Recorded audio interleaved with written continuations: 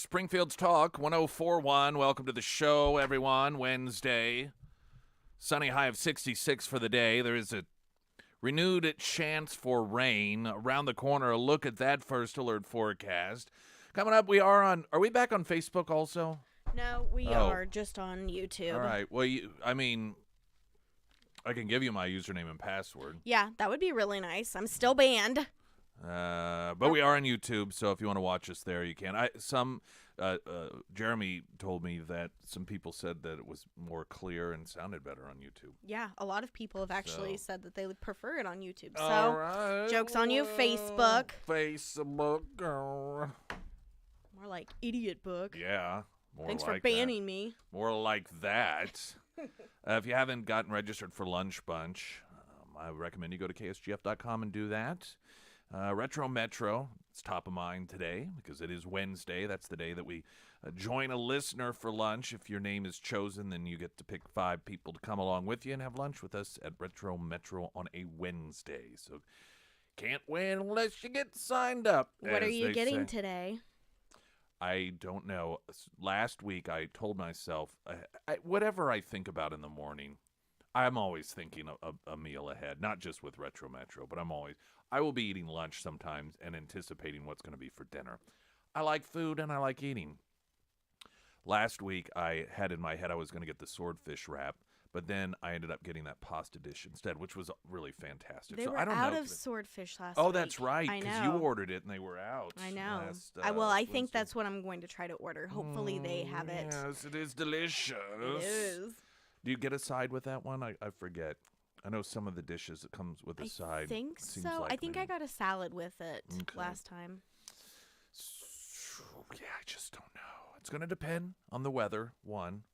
Weather affects what I want to eat, and then also just how I feel. So we've got that. CBS had a report last night, some new revelations. Evidently, according to their report last night, we'll air the audio of the report coming up. All of that presentation from the Biden administration that the reason they did not shoot down that spy craft over Alaska was because it just sort of popped up. They didn't have enough time. Evidently, they were tracking it for like a week ahead of time, and all the way from China, from its launch. So we've been told all this time it was just one of these things out of the blue. It popped up. Oh, my gosh, we're scrambling to figure out what to do. We don't know. We had to adjust our radar to even find the thing. We just can't find these things on radar. According to CBS, they tracked it from the moment it launched China. I don't know that this is the thing about the administration. Yesterday, like many of you, I hear lawmakers, bipartisan, calling for more response from the White House. And the thing is, in normal circumstances, you'd be like, yeah, we need that. But does it really matter?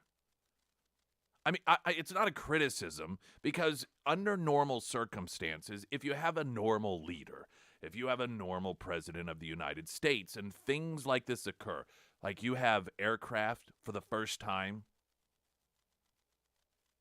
firing off in a non-training fashion missiles over the continental United States of America. It's my understanding this is the first time that's ever happened that we know of. And the president doesn't even bother to talk about it to people, to the American people. So reasonably, the response is, hey, you should be talking. This is sort of a big deal. This isn't something that can just be dismissed as no big deal. But at the same time, what do we really expect him to say? What do we expect anyone from this administration to say?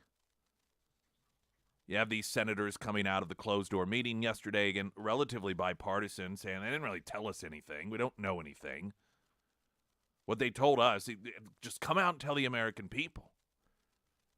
But almost every day, somebody is giving a contradictory version of what occurred. Now we're being told by CBS that the White House was tracking it all the way from China. Incidentally, so to most of us, that is the story, isn't it? The White House has been lying. about what it knew and when it knew it. It's been lying to us. In the 2.5-minute story, that's just mentioned almost in passing, and then the rest is about why we can't find the debris. Like it's no big deal. Oh, they've just been lying about it. Also, and this would come as no surprise, the Michigan State University gunman Anthony McRae, of course, violated the gun-free zones, but apparently, back in 2019, he was charged with a felony for carrying a concealed weapon. And guess what happened in consistent, true Democrat fashion? He was allowed to plead down. And so one of these gun control laws that Democrats claim we have to have in place to stop these things from happening was not utilized to prevent him from legally having a firearm in the future. Though he shouldn't have had one anyhow. But the point being, as usual, is the very people who call for new laws don't even enforce the ones that are in place. They give a free pass to these people. And this is just another instance. Yeah, there was some Democrat lawmaker and saying, F your prayers and thoughts. We need to do more. Why don't you, instead of exerting that anger and that venomous hatred towards religious people, largely the Christian community, why don't you aim that at people within your own party that let these people off the hook over and over and over again? I don't know if the anger is that some of these people express, if it is genuinely misguided, if it is just political, if it's trying to distract from the issue, whatever it is. The fact that people want to pray that the family members find some sort of comfort, or just, that they get through this, that, that prayer, that caring, to tell those people who want to do that, F you, instead of directing the anger at the people who let this guy get away with violating federal gun laws previously. And this is consistent. This is a county, by the way,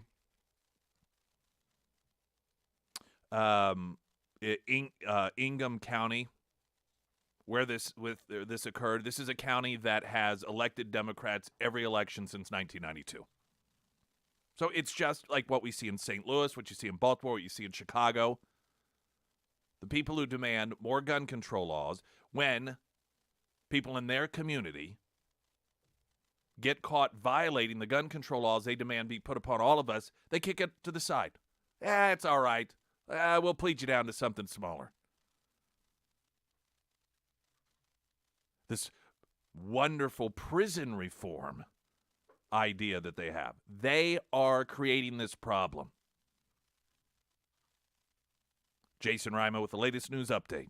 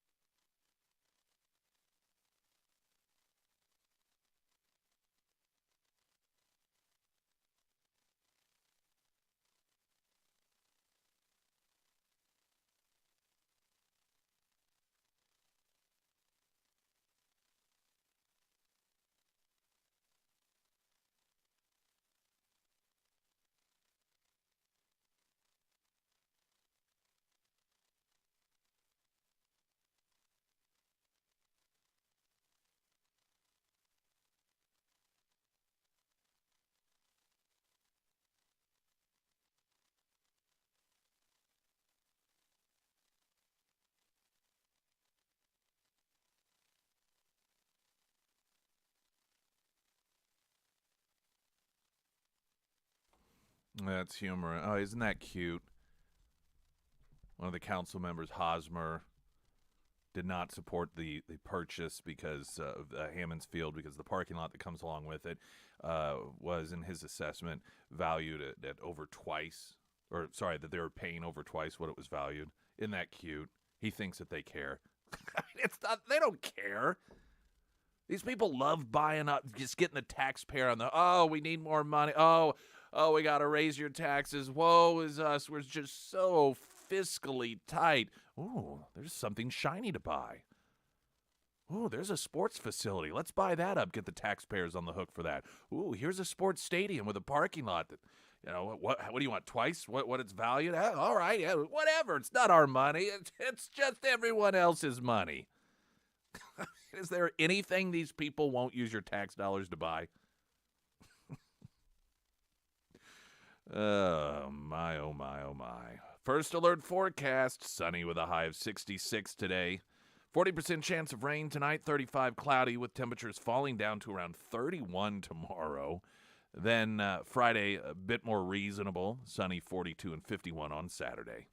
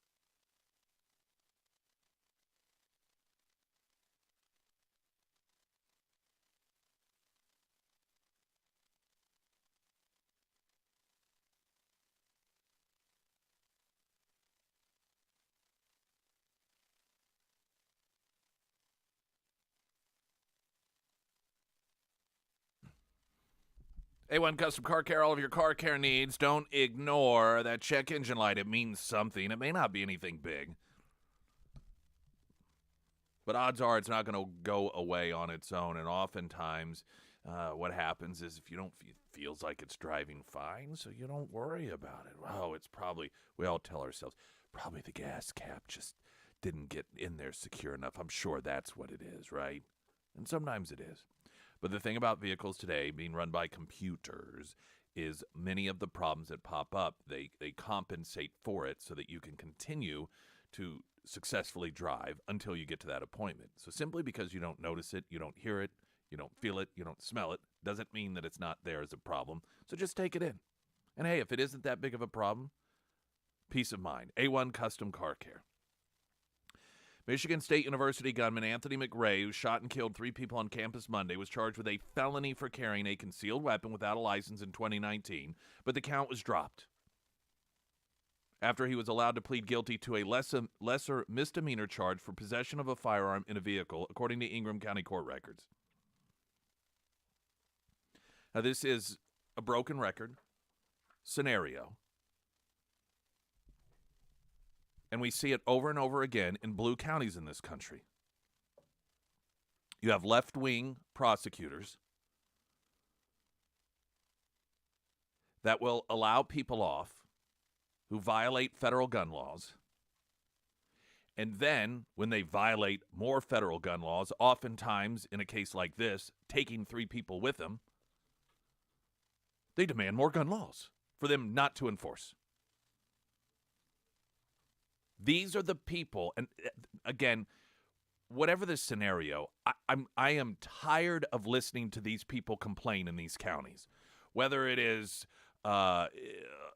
situation with law enforcement, whether it's the economic conditions, the crime situation, an issue like this, when they continue to support the same people over and over and over and over and over again. By the same people, I mean it may not be the exact same person, but it's the same political party with the same ideology when it comes to dealing with crime. This is on you. And frankly, the outrage that we have, I'm so tired of having these press conferences. We should not have to have these press conferences. I mean, we should have some action. Enforce the law. Your party is not enforcing the law. Your party is sending a message to these criminals. If you violate these laws, don't worry about it. We're going to go easy on you. You are in charge.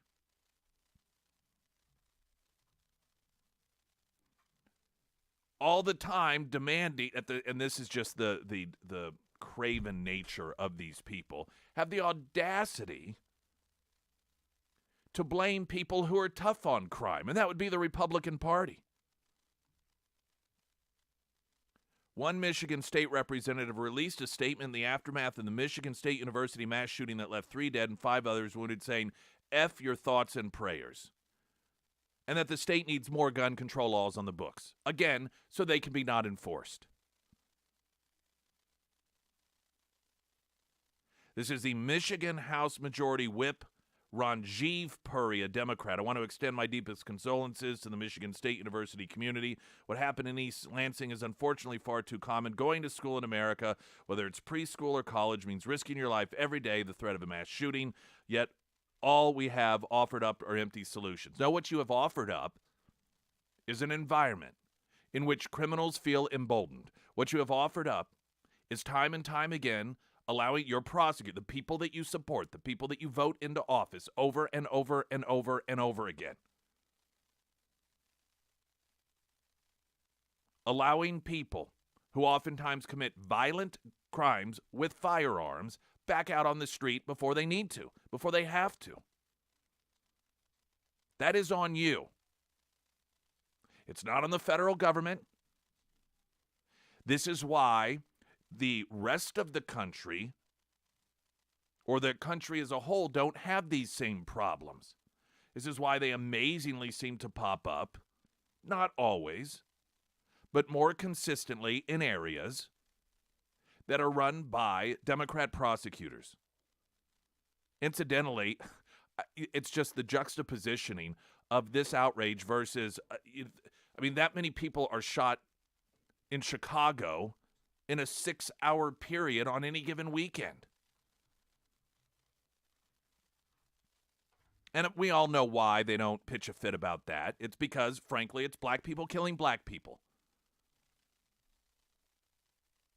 And until some of these people start waking up and recognizing that their tragedy is only a tragedy if it is something that can politically benefit the Democrat Party, this is going to continue to happen.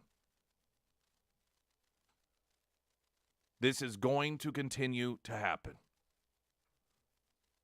It is not going to get better. It is going to continue to get worse.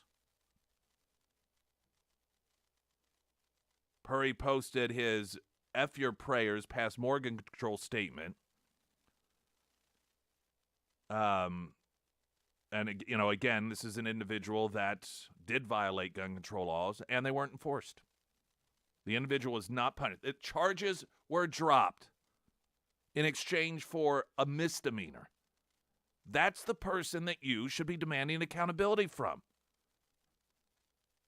That is the office that you should be protesting outside of. Not people who are actually supportive of enforcing the law. Do you realize how backwards all of this is? Oh, and Gretchen Whitmer, she couldn't pass up the opportunity to get some free camera time. Meanwhile, the idiot that Jean-Pierre yesterday claimed he was one of the greatest communicators as president we've ever had. Oh, Lord. Use this as an opportunity to, I'm going to say something unpopular. He loves presenting himself as this real rogue guy who takes tough positions. Saying, this is it. This is why we need to ban automatic or semi-automatic weapons that have magazines that hold 70 or 80. I think he said 60 or 70 rounds. None of that is applicable to this situation. He had a handgun. And it did not have a 1.5 foot long. I mean, he wasn't armed with 60 or 70 rounds. The part about this, and it's not even political to me, it's just so appalling, the theater that's played off of these dead bodies. The people who are encouraging this behavior through their policies, the people who are encouraging this behavior by dropping charges against individuals who commit federal or felonies with firearms, stand up and act outraged when the results are before us all. And then have the, like I said, I'm being repetitive at this point, and I apologize, but it is just so aggravating. And if we had a media that was even, they didn't even have to be honest, but just care enough about these people to not allow this to happen. Is anyone in the media going to go to the prosecutor who is responsible for dropping this and start demanding answers there? Start combing through the records to find out how consistent of a problem this is in this county in Michigan? Maybe that would be something that journalists could comb through instead of demanding more laws that won't be enforced. Springfield's Talk 104.1, I'm Nick Reed.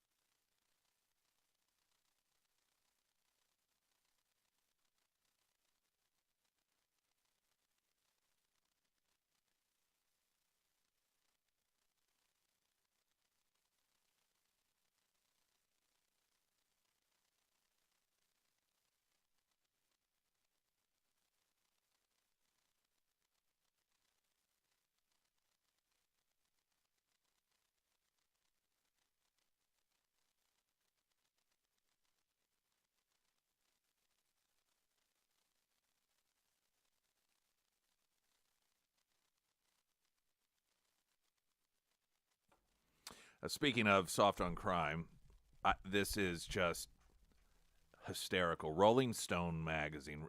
You may recall that's a magazine that had to settle for like $1.65 million because they printed false rape accusations against students at, was it Duke University? Some university. So they have a brilliant track record of printing wild allegations. And they have a story. They're claiming that Trump, part of what he is wanting to do is have, I guess, these high production value videos produced as part of his campaign, touting the benefits of bringing to the United States mass executions by firing squad, like in Iran, and the guillotine, having mass executions by the guillotine. Now, of course, these are those stories that they are just so absurd. You can't help but wonder if somebody in the Trump campaign planted it just to see if somebody would be stupid enough to report on it in this fashion. And of course, not only did the Rolling Stone bite, but what occurs is the anti-Trump media, they all pick up the story. Trump is saying, this is the dumbest thing. This clearly is not true, but let's not stop. This is how detached from reality these people are, because I think they genuinely believe this stuff. Just like they genuinely believe that Russia and Trump were working together to rig the election, or that Trump went over and rented the same hotel room in Moscow that Obama used once and he peed on the mattress. All of these stories that are just so hysterically ridiculous, but the left is so detached from reality. They believe it. They will believe anything. I genuinely believe that. I believe they will believe. One of my favorite stories. Oh, we've got to get a traffic update. And I'll share the details of this. But still, I don't think this beats the story about the monkey programs. Do you remember that? We've talked about that before. Oh, I can't remember. It is hysterical. And again, something that the media bought. So the Rolling Stone piece coming up claiming that Trump is wanting to bring mass executions, like tour the United States with him. That next. The American Transmissions talk and text line 447 KSGF.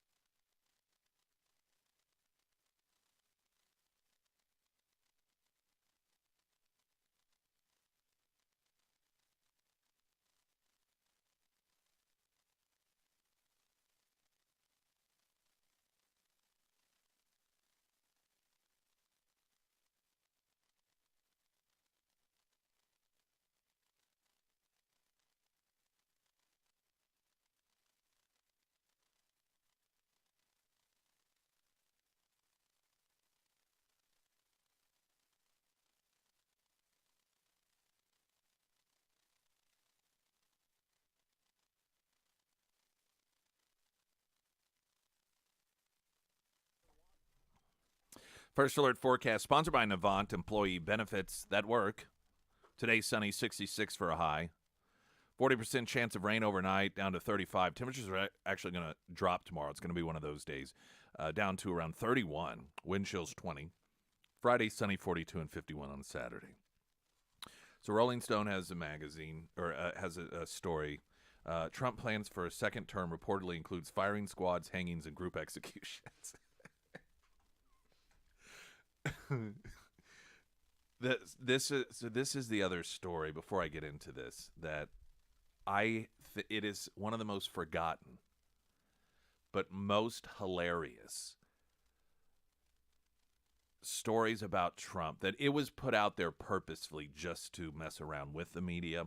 And there were many in the media that retweeted it, that believed it to be true. In Politico, this was a piece, Internet Falls. It wasn't just the internet. It was people in the media for Trump guerrilla channel parody.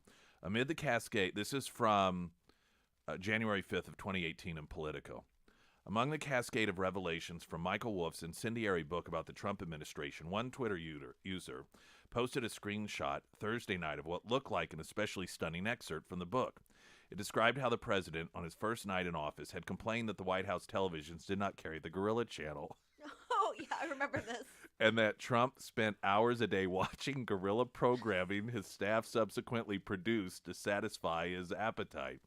The excerpt, of course, was satire, but that was not clear to countless people who spread it like wildfire across the internet, where the gag commingled with actual claims from the book, including that Trump preferred McDonald's because he fears being poisoned, and so forth, so forth, so forth.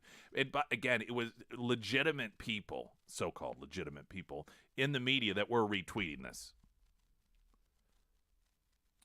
Let's see. The claim included Trump spent 17 hours a day watching videos of gorillas fighting. That its authors subsequently tweeted a clarification and even switched to a highly literal new Twitter username. The Gorilla Channel thing is a joke to underscore that point. Let's see. I wanted to go in. There was. Okay, so here's part of what it read. To appease Trump, White House staff, this was the story, compiled a number of guerrilla documentaries into a makeshift guerrilla channel broadcasted at Trump's bedroom from a hastily constructed transmission tower on the South Lawn. However, Trump was unhappy with the channel they had created, moaning that it was boring because the guerrillas aren't fighting. Let's see. I'm trying to... Staff then edited out all the parts of the documentaries where guerrillas weren't hitting each other, and at last the president was satisfied. The excerpt continued, citing an insider who said Trump would watch the Gorilla Channel for 17 hours straight on some days. He kneels in front of the TV. This is the quote. He kneels in front of the TV with his face about 4 inches from the screen and says encouraging things to the gorilla, like, the way you hit that other gorilla was good. I mean, does this not tell you how detached the left is from reality? They believe this stuff. You would never have a similar, even if it were about Joe Biden. But Joe Biden, there are a lot of great stories about Joe Biden. The ironic part is he probably would watch the Gorilla Channel. Yeah, it wouldn't surprise. I mean, this is a guy who claims he broke his ankle while chasing his dog around naked. I mean, he's just a weirdo. I mean, this is a guy he's just weird.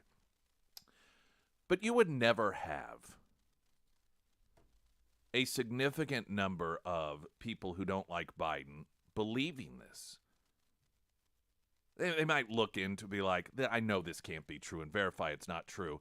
But you would not have people from the Federalist or from Daily Mail tweeting it out as if it's true. Now, they may tweet out the fact that there's a parody story or a satirical story, but the point is that so many people on the left, they are unhinged, and they are so driven by hysteria. Anything that you can print. Look at the whole AOK symbol. Somebody had gone on Reddit at one point just to prove how nutty the left is, claiming that the AOK symbol, a symbol that's been around for ever and ever and ever, that kids do, everyone does it, it's universal, not controversial at all, and then made this ludicrous claim that it was actually a secret signal of white supremacists to one another. And you had Democrats believe it. Totally believe it. To the point where there was such hysteria, there were people who lost their jobs for doing it. These people are crazy. Now the latest story from Rolling Stone. Trump's plan for a second term reportedly includes firing squads, hangings, and group execution. Now this is a rewrite because this is what the media does. Somebody reports a story, and instead of vetting it to see whether it's true or not, they just repeat what the Rolling Stone article says, and then whenever it turns out not to be true, they can be like, well, it wasn't our original reporting, so, we don't need to apologize. As Donald Trump, this is from The Week, which was carried on yahoo.com, Rafi Schwartz, staff writer, writing as Donald Trump's second reelection bid begins to pick up steam in the new year, details about the former president's plan for his return to the White House have begun to emerge, including a new report from Rolling Stone, which alleges Trump has begun polling his advisors on whether he should bring back firing squads, hangings, and even the guillotine should he win in 2024. According to two sources, the former president has even begun exploring the possibility of group executions, with a third person claiming Trump expressed an interest in a government ad campaign to highlight the administration's lethality and, per Rolling Stone source, quote, help put the fear of God into violent criminals. A Trump campaign spokesperson denied the former president had any plans for mass executions or an execution ad campaign in a statement to Rolling Stone. But why stop the printing of the story, of course? Now, this serves the overall purpose, as always, just to make Trump look bad, to trash on Trump. If the journalistic standard in today's environment is not truth, it's not verifying truth, it's just if you say something really, really bad about Trump, we'll print it. We don't need verification. The verification is it's a bad story. It makes him look bad. So that's all that we need. That's the verification. But let me tell you what I think's going on. I think that what's driving this specifically, aside from just the standard, we are obsessed with Trump. I believe this theme that was rolled out by Sarah Huckabee Sanders in the response to the State of the Union address, the theme of we basically got a choice here, normal or crazy. I think Democrats fear this. I think they fear that that's going to resonate with people. And so what they fear is that flyover country isn't sophisticated enough to understand why it is that they want 5-year-olds performing in drag shows and why it is they don't want 12-year-olds being coaxed into getting sex changes. And in the minds of the unsophisticated Neanderthals, that's craziness. So what they have to do is that try and show how Trump's even take the crazy focus on. Oh yeah, oh you think that you're going to present Trump as the normal one, you're going to present the Republicans as the normal ones, and you're going to try to claim that we're crazy, and so you put these stories out there that take the focus off of their actual true craziness and place it on Trump. And in the context of crime in particular, where people see what is happening in the cities, people see what they describe as craziness in New York, or the shooting in Michigan. Here's an individual that the prosecutor in the Democrat county dropped felony gun charges against the guy just back a couple years ago. And so, the lunacy of calling for more gun control laws when you don't even enforce the ones that are there, which then in turn oftentimes allow the people to go out and commit more crimes, that is crazy. And so what do? We're going to try and redirect the definition of crazy here. Well, Trump's going to bring back the guillotine and mass executions as part of his 2024 presidency. There are a couple of other things in this story that I do want to share with you because it is so full of disinformation. It is, again, the perfect illustration of what is so very, very wrong and unethical about journalism in this country today.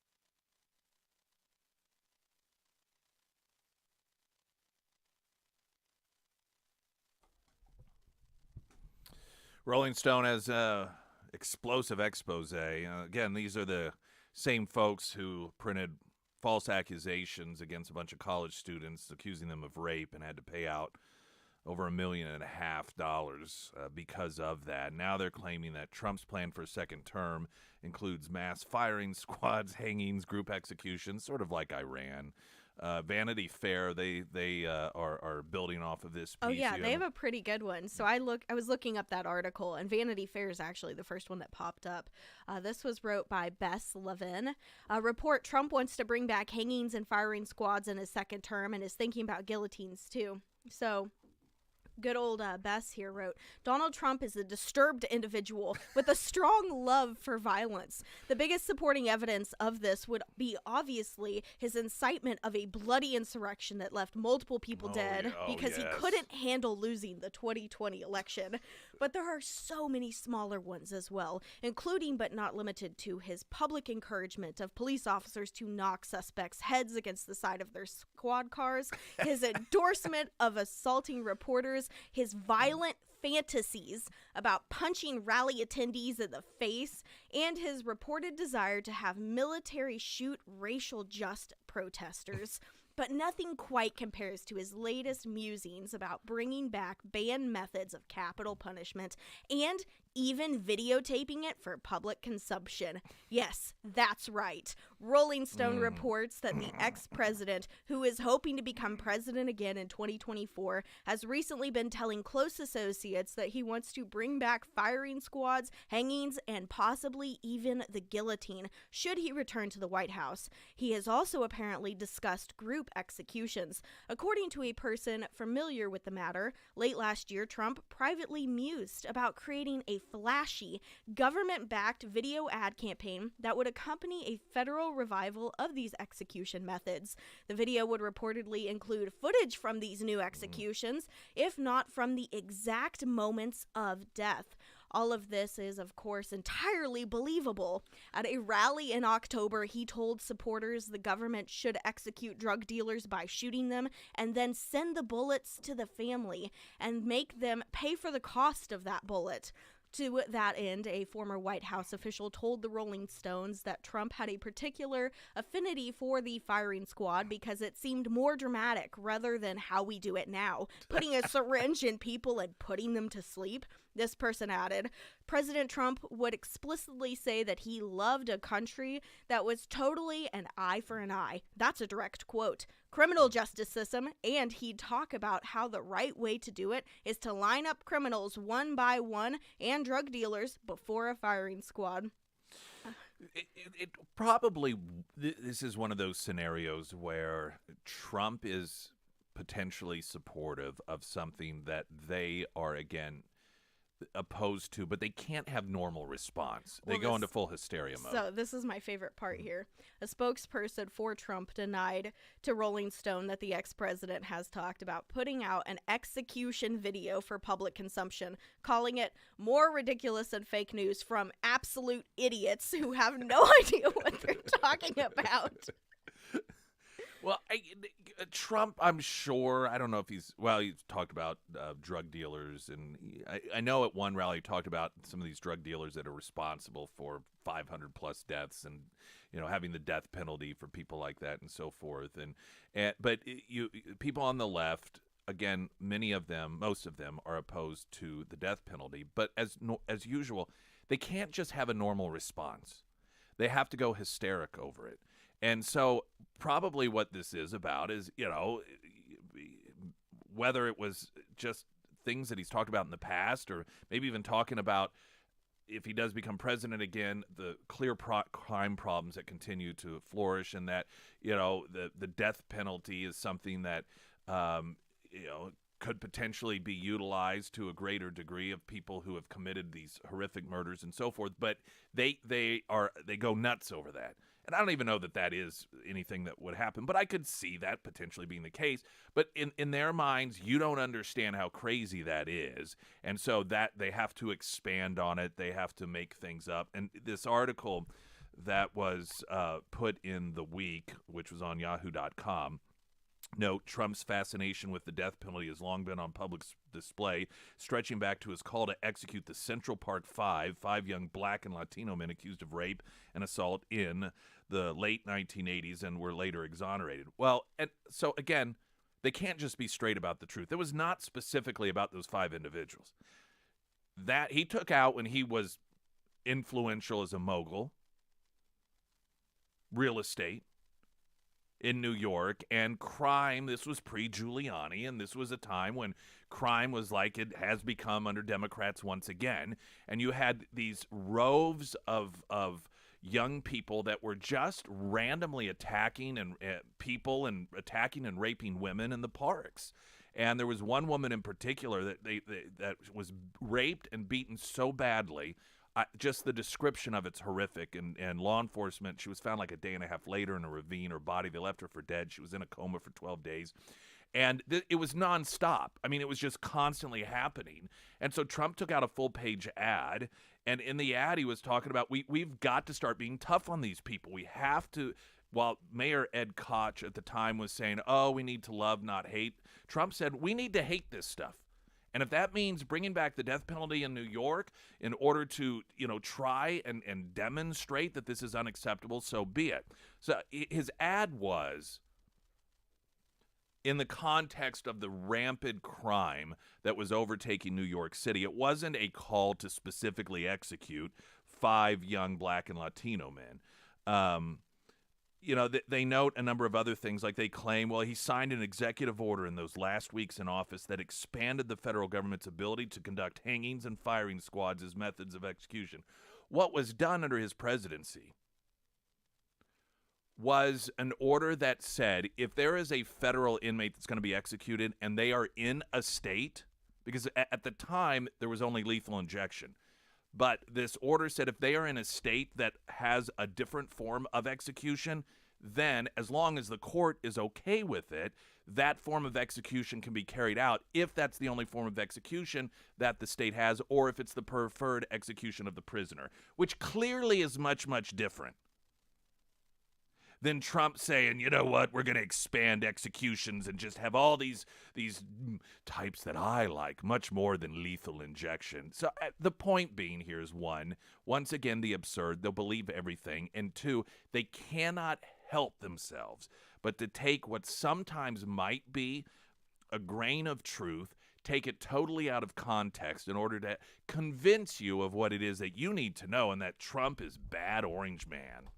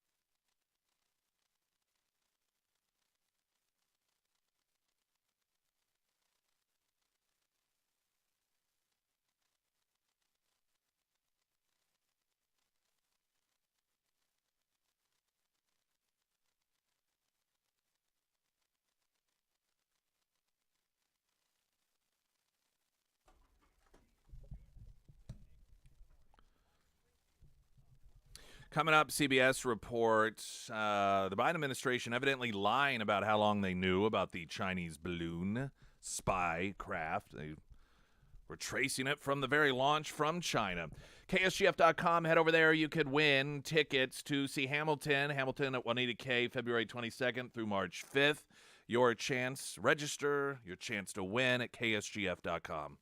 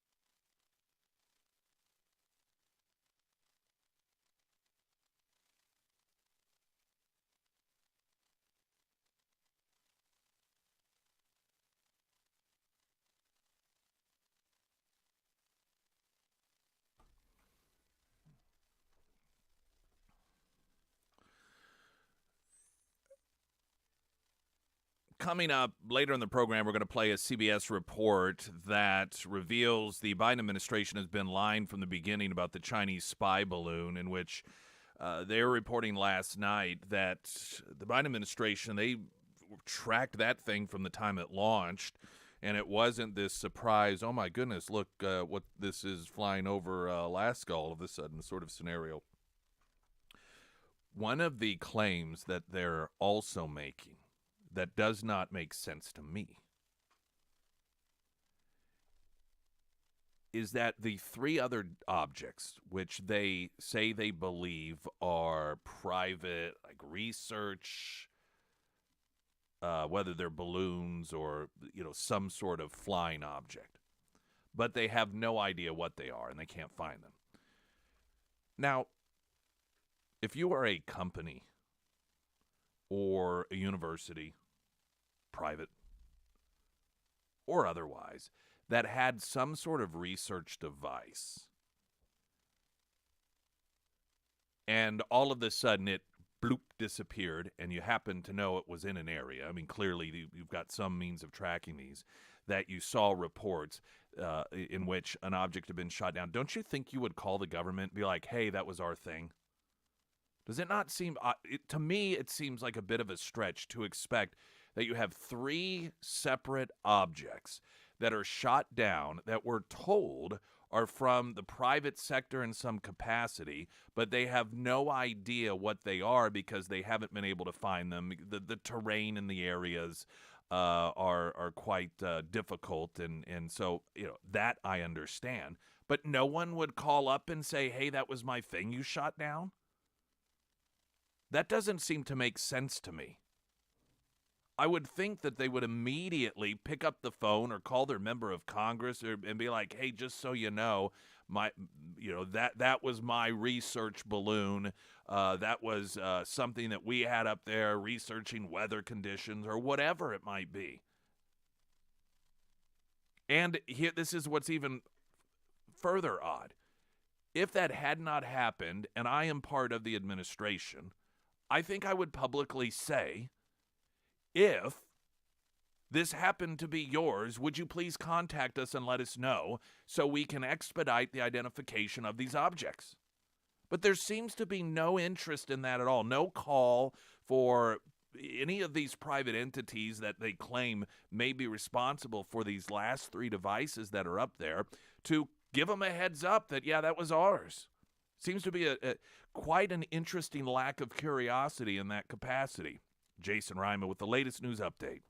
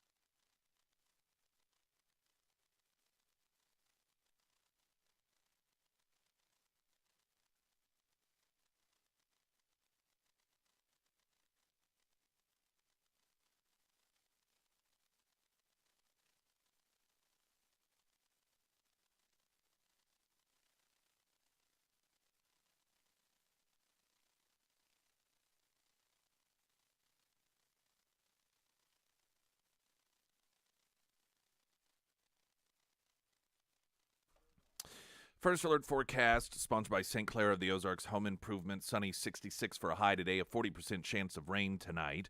Then temperatures are going to actually continue to fall tomorrow down to around 30, 31. Wind chills 20.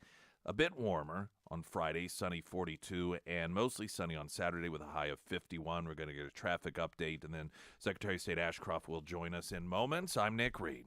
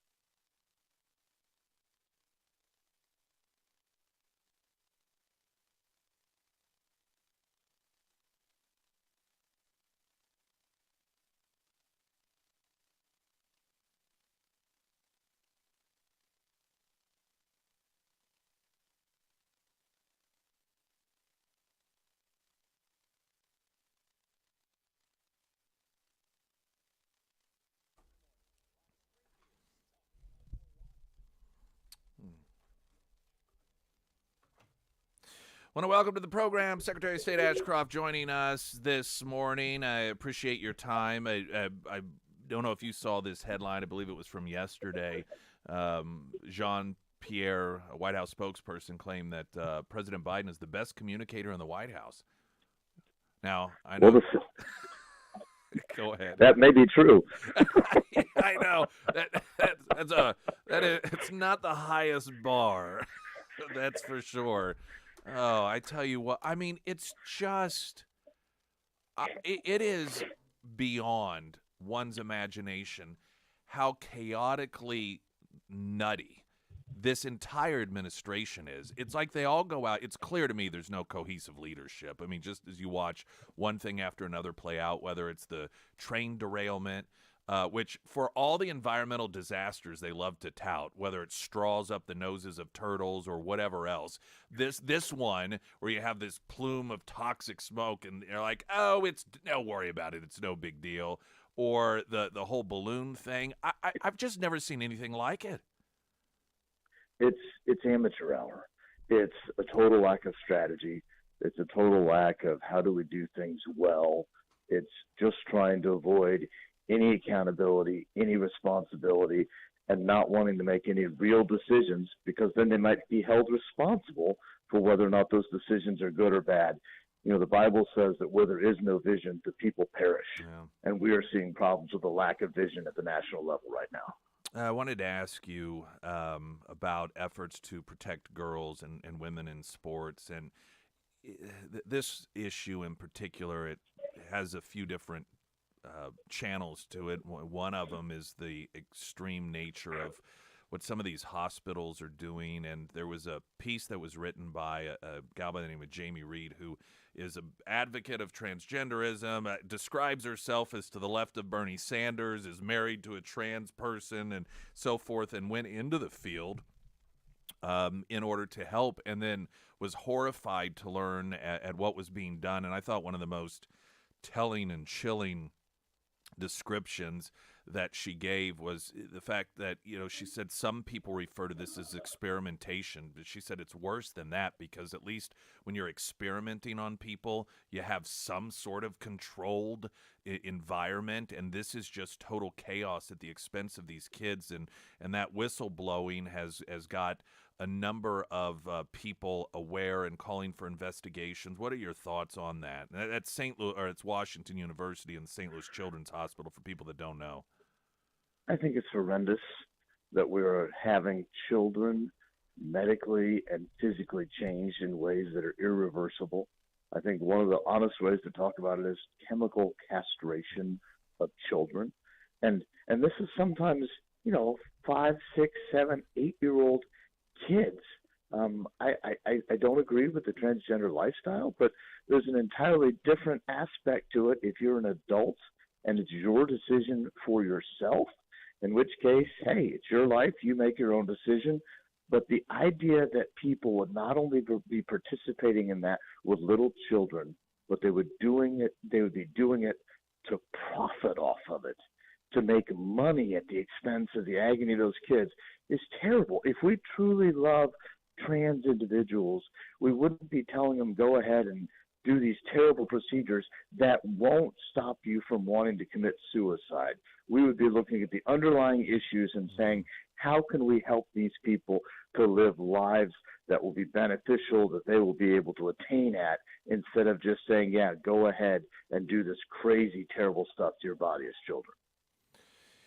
I think what has to occur, and this is where people like Jamie Reed, no relation, by the way, are so beneficial. I've noticed for some time that it's going to take people that are part of that movement to speak out in defense of the children, because unfortunately, because on this issue, Republicans are pretty consistent in their efforts to protect kids. You have people that don't like Republicans that just by default take the opposite position. and either promote or sit silently. And so Republicans, as they have been for some time, can stand up and be vocal in defense of children all they want. But until Democrats, until left-wing activists start doing the same thing, I fear we're not going to see any movement. And I think this is a good sign, this bipartisan. Jamie Reed had even written about, she never would have thought that she would be sharing a cause with people like the Attorney General of the state. I think she cited him, Bailey, specifically. But that's what's got to happen here. That's how bad it is, and it's so unfortunate that our society has gotten to the point where whatever the other side says is they're wrong, without taking into account the facts.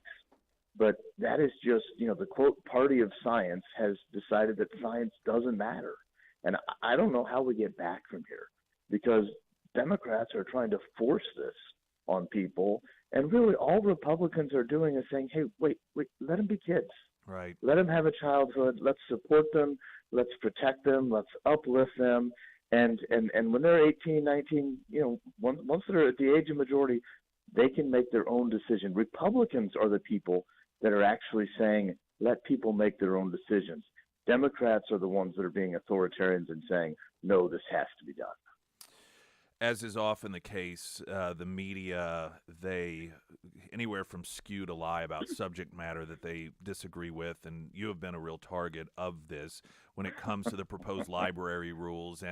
And what my understanding has always been simply saying, listen, if you want state taxpayer dollars in order to purchase some of these books, there's got to be some rules in place that keep parents in the loop and that put librarians in control.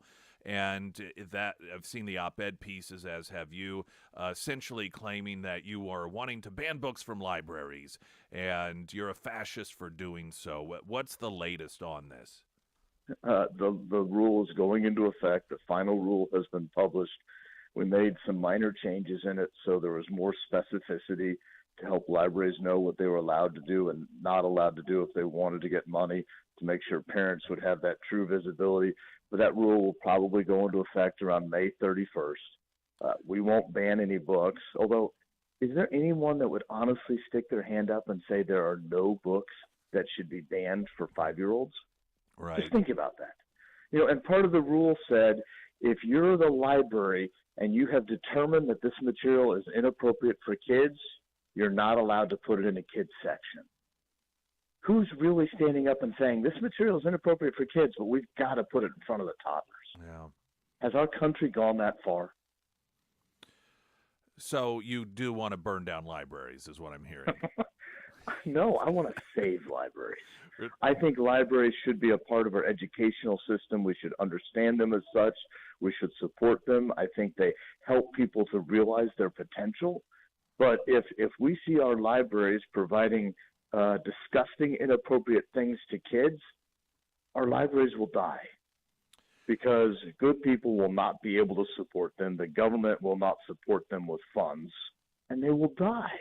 I don't want that to happen. I want to protect our libraries, keep them out of the culture wars so that they can continue to be a resource for all the people of Missouri. We're talking with Secretary of State Ashcroft. One of my favorite criticisms on this issue is when they hit at you for wanting government control over the libraries. And I'm thinking, who do you think controls these libraries on any level? I mean, unless it's a private library, but we're talking about public libraries here, whether it's the librarian that's making the decision as to what books go in there. It's government doing it. I don't want government control over it. I want the people that pay the bills to be in control of it, and those are the taxpayers. And if anyone thinks that the people that are paying the bills for the library shouldn't be in control of it, they're wrong. We, the people, pay for them. We, the people, should be in charge of them. And the idea that there should not be oversight of how the taxpayers' dollars are spent is ridiculous. ESG, environmental social governance. This is one of those efforts by the left to utilize business corporation finances to force people into their lifestyles, their beliefs, their activism, something that has been talked about on this station for a couple years, namely Glenn Beck. And, of course, as the left oftentimes does, in the beginning they deny it, claim it's a conspiracy theory, but then when it's proven to be true, they justify it. We've been pretty fortunate to have a number of vocal opponents. Schmidt, who's now moved on to the Senate. Now we've got an attorney general. You as Secretary of State, when it comes to ESG, what is its place in Missouri and what needs to be done? ESG should be up to individual investors. I believe that your money is your money and you should be able to decide how you use it.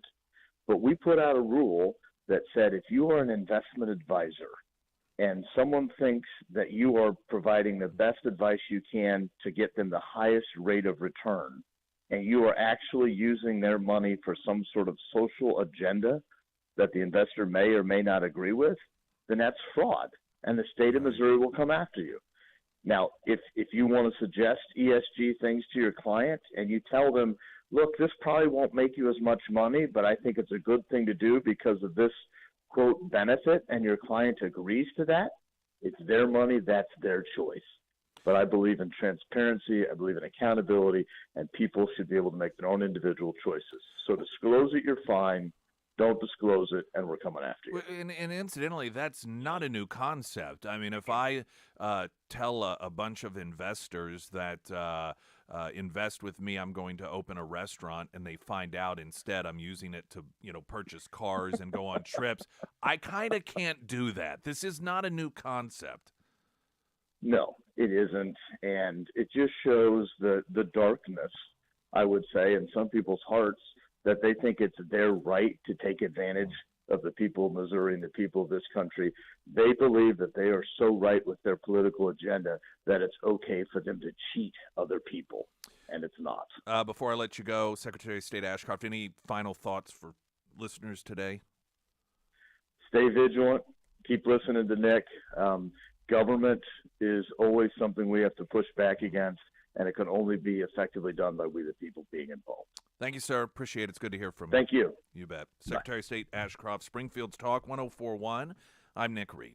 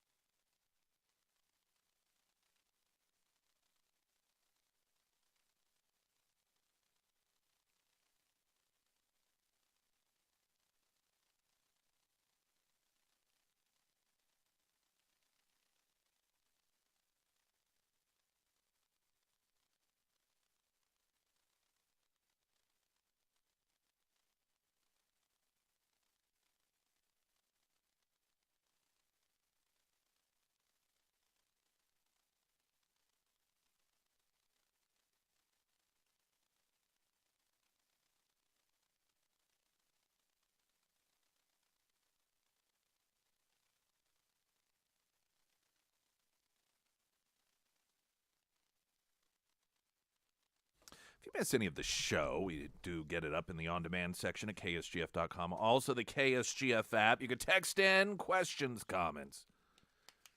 to the American Transmissions Talk and Text line. Coming up Friday, a couple days from now, we will be broadcasting live from Scramblers, Republic Road and National. That's sponsored by Affordable Towing. Don't forget, for all of your flooring needs, Floors Plus. These are great guys and gals that work at Floors Plus. They do a fantastic job. Very high-quality people, high-quality flooring. They're informed and educated, and they don't try to upsell you. They're very straightforward folks. I like that. The process is simple. They'll do the measuring. You pick out the flooring. They're like, here's what it'll cost. Let's set up an installation date. 0% financing, 12 months. It's Floors Plus, Nixa and Springfield.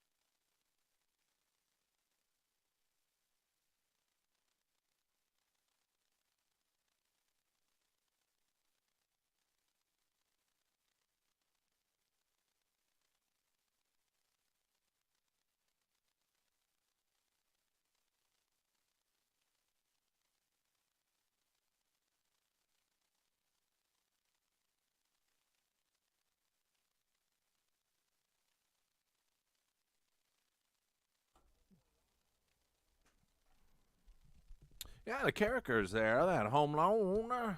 You want to make sure you got that puppy secured. Really, truly, genuinely secured. There was a posting that was made a few weeks ago that they've already had a number this year of people who thought they had their loan guaranteed. And a lot of times they'll tell you that. You've gotten those before in the mail. It says, oh, you're pre-approved for credit. And then the very, very fine print with the asterisk is like, well, I mean, you're not really approved yet. We still have to run a credit check and everything. But if you don't know any better, if you don't have a watchful eye, it's deceiving. They're deceiving you because they want your business, and they're gambling that you'll go ahead and try and apply. But point being is you have not been approved. And oftentimes it's the same way when it comes to your traditional bank or wherever you may go. And they'll say, oh, yeah, we'll be able to get you approved. But they haven't really done the checking. And then you find that home, and then they're saying, oopsie daisies. You don't want that. You want, I want a greathomeloan.com. Because you do. The first alert forecast, sunny 66 for a high today with a 40% chance of overnight rain. Tomorrow, cloudy. Temperatures are going to fall down to around 31. Wind chills, 20. Sunny on Friday, 42. And Saturday, mostly sunny, a high of 51. So check out this report from CBS. I'm going to just play this story for you. And there are a few aspects of this I want to talk about. But the overriding theme, though it's not the story, it's not the overriding theme, but what should be the overriding theme is the fact that, according to this new report last night on CBS News, the Biden administration has been lying about what they knew and when they knew it when it came to that spy balloon from China. And apparently they were tracking it for a very extended period of time.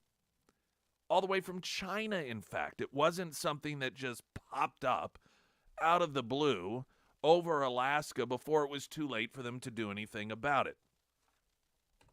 Here's that report. Back here in Washington, there is breaking news tonight on that Chinese spy balloon. CBS News has just learned that U.S. intelligence watched the high-flying airship as it lifted off near China's south coast. That means the U.S. military had been tracking it for nearly a week before it entered U.S. airspace, longer than originally known. CBS's Nancy Cordes is at the White House. So, Nancy, they were watching this from the beginning?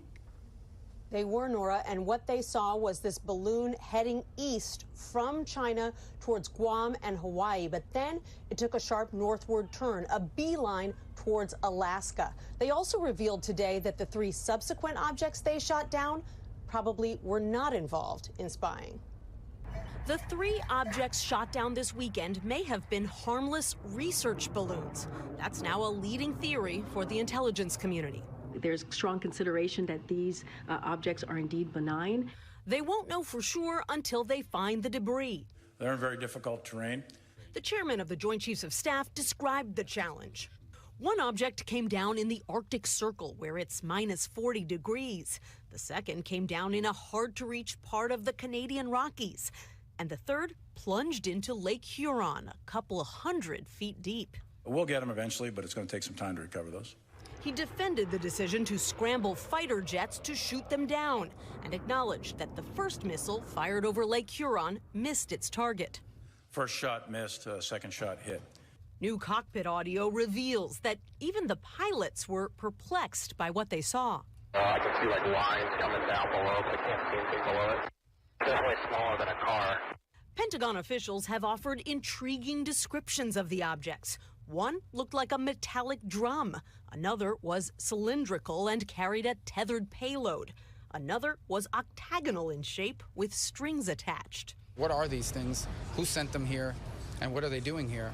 GOP senators argued today that the public deserves more answers from the commander-in-chief, who ordered the objects shot down. I mean, my phone's ringing off the wall, and we got a president of the United States and not saying anything.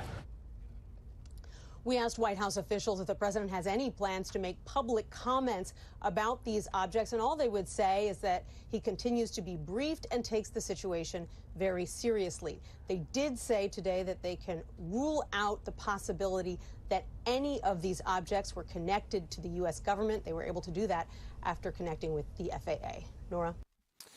Yeah, that's an important statement they made, whether it's true or not, because some of the speculation out there is that these were devices that it was our government spying on us. And listen, we know that they do that. I think the first real revelation of this was when DNI Director Clapper lied under oath, claiming that there was no spying wittingly on Americans, the gathering of metadata, and it turned out there was. And this is just we live in a police state now when it comes to surveillance over the American people. So why did they lie about the fact that they were tracking this from the beginning? I think you look at it, and one of the probable answers is that the public reaction to this was one that they clearly recognized as not beneficial to the Biden administration. And the American people were ranging from confused to outraged that we would allow this to happen, that you could actually, there's something palatable about the fact that you're on the ground and you can watch the device and your government is telling you, oh, don't worry about it. There's just something psychological about that. A feeling of vulnerability, a feeling of intrusiveness, a feeling of violation. It's one thing if you're talking about a satellite and you can't really see it with the naked eye, but you know it's up there. But when there's this device and it just seems so clearly easy that it could be taken down, and we knew that it was spying, and to have our government say, well, we're just going to let it float over, I think there was a recognition that the American people were not going to stand for that, and how horrible it looked that we would allow this to happen. And so what they didn't want was the American people in the world to know that they really, it was a premeditated decision to let it happen, that they knew and were tracking this thing well before it got to Alaska, since apparently, according to the CBS report, it launched from China. And so I suspect that they recognize that that would be an even more egregious sin, if you will, to the American people, that it was premeditated that they let it happen. The thing, again, about the claim, and this is where I just don't understand the lack of intellectual curiosity from journalists. And in the CBS report, they noted that the government, military officials, noted that the latter three objects, that we won't know what they are until they are recovered. But somehow we are assuming, speculating, that they are private research vessels, if you will. And a point I noted earlier is I don't accept that that is the only way that we can know what they are. Because they belong to someone. They belong to someone. I mean, maybe they need to be put on Lee's Lost and Found or something. Because, I mean, if these do not belong to the government, they belong to someone. And if it is benign, as they're taking the position here, it's not anything that we need to worry about. It's totally benign. We just think it's research, whether, again, that could be some company or whatever. Why haven't any of those companies spoken up? And why has the government not requested that? Even if it's to say, you could say, well, maybe they think that they're going to get in trouble.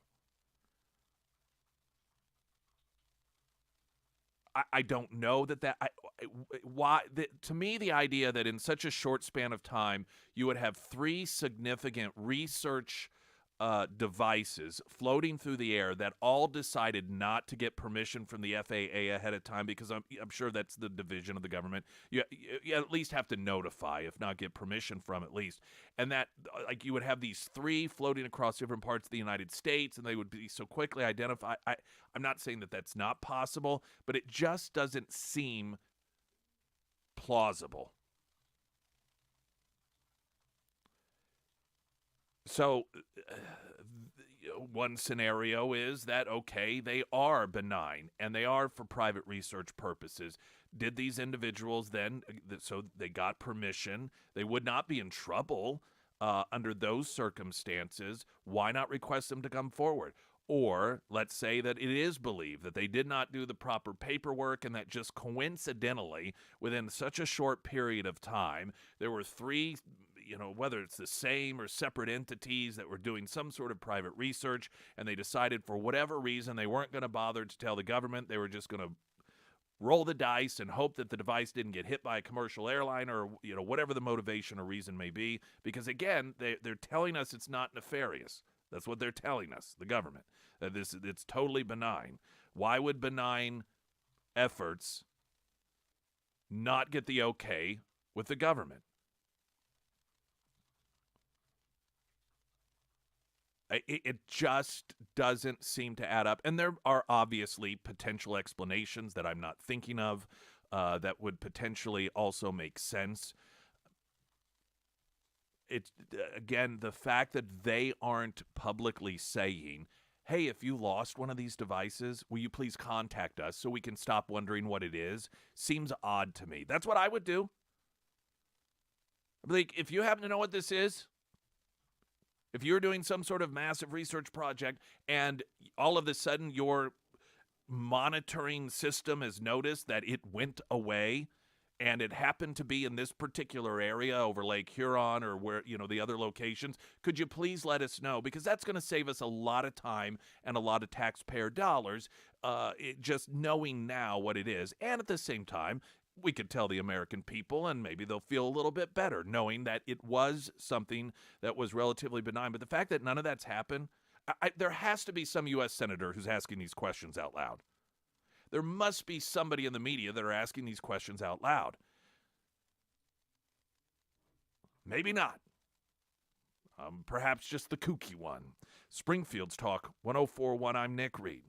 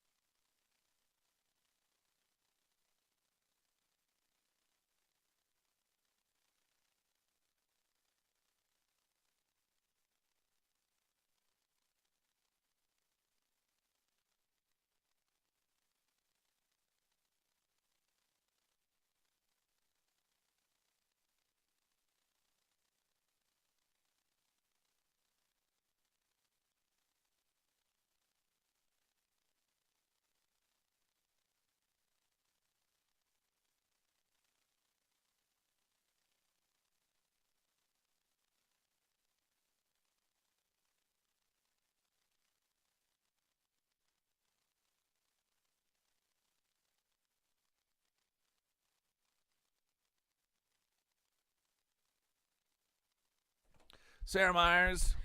We are almost in spring, which means that you're probably venturing out of your house a little bit more. And now that you are outside, you have noticed some things outside of your home that probably need some repair. And hopefully one of those things is not the roof. But if that is the case and you're looking for a great roofing company, highly recommend my friends over at the Pyramid Roofing Company. Now, I recommend the Pyramid Roofing Company because whenever the husband and we first purchased our home, we had kind of that worst case scenario with our roof. We had an older couple that lived in our home, and home repairs just kind of fell by the wayside as they got older, and it happens, but it was a really intimidating task.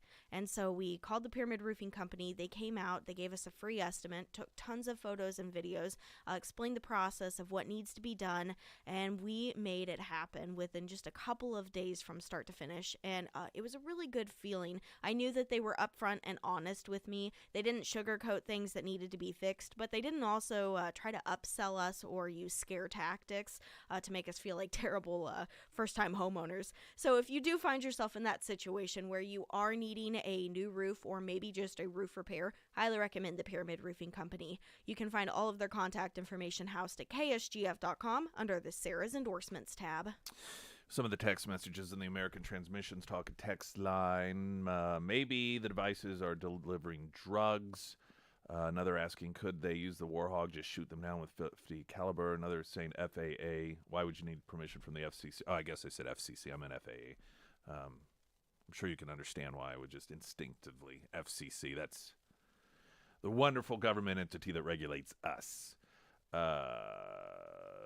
Sky objects. Does anyone believe this nonsense? Also, CBS is full of propaganda, so this is some kind of cover story. So if they're calling it nothing, I'm not concerned. If they say it's something to be concerned about, I sleep fine. How many U.S. companies are capable of making and using the balloons? Shouldn't take long for our intelligence to ask them, right? Has anyone asked why these benign objects were shot down over areas that they cannot be retrieved? Could there be a reason that they don't want them to be found?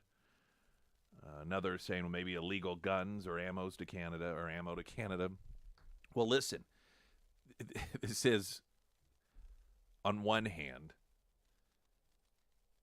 people like those in the Biden administration roll their eyes at all the speculation. This is what happens, however, when you give contradictory stories, and the person who ultimately is in charge, that would be the President of the United States, doesn't say anything at all. This is why you come out. This is why you have an official statement. This is why you have an official narrative coming from the White House, which doesn't appear to be happening. Everyone seems to be out there randomly sort of freewheeling what's, the explanation as to what's going on, which is why we get so many different versions of the story.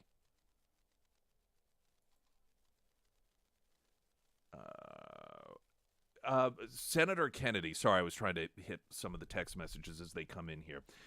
There was a meeting with a number of the senators yesterday, and most of them said they weren't really provided any great bit of information that was any insightful. Senator Kennedy of Louisiana, however, he provided a little more information than the others, and that is saying that this has been going on for some time. This has been going on. He cited 2017. He said, many people, this was his quote to the media, intentionally or otherwise, have been given the impression that until a couple of weeks ago our skies were clear, and then all of a sudden we have spy balloons and other unidentified flying objects raining down on us like confetti. That's not accurate. These objects have been flying over us for many years. Many years, he said. They've known about them. What's different about the last 2 weeks is that we started shooting them down. Kennedy continued, noting that the Biden team is unable to find the remnants of the 3 objects they allegedly shot down. All they can find is the remnants of the Chinese spy balloon, saying, quote, they're lost. They can't find them. The remnants are in very difficult terrain, he explained. And again, this is where I would encourage, if they haven't already, and these may have been conversations they had during that meeting, has no one reached out and said those were ours? And if not, why are you not encouraging people to do that? Even to say, listen, you're not going to be in trouble if you didn't file the proper paperwork with the FAA. Don't worry about it. That's not our number one concern right now. Kennedy declared it was clear from the briefing that they received as senators this is not a recent phenomenon. He said the administration did not explain why they were shooting them down now. This is Kennedy's great with these quotes. He said, quote, "The only thing I feel confident saying right now is that if you are confused, you understand the situation perfectly."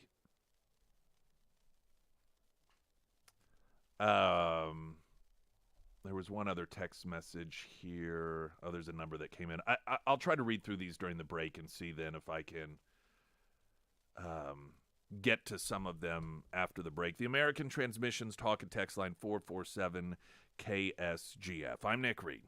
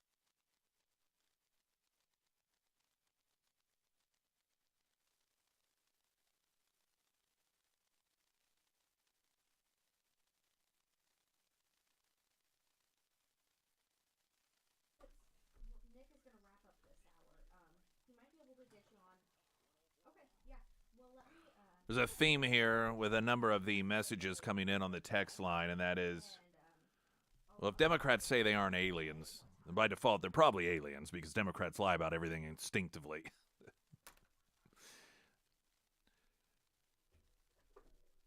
There is an interesting component to this, and that is the fact that Biden is not saying anything, and why this long. There have been instances in the past in which it just seemed, it felt right that it's the sort of thing that the president would address.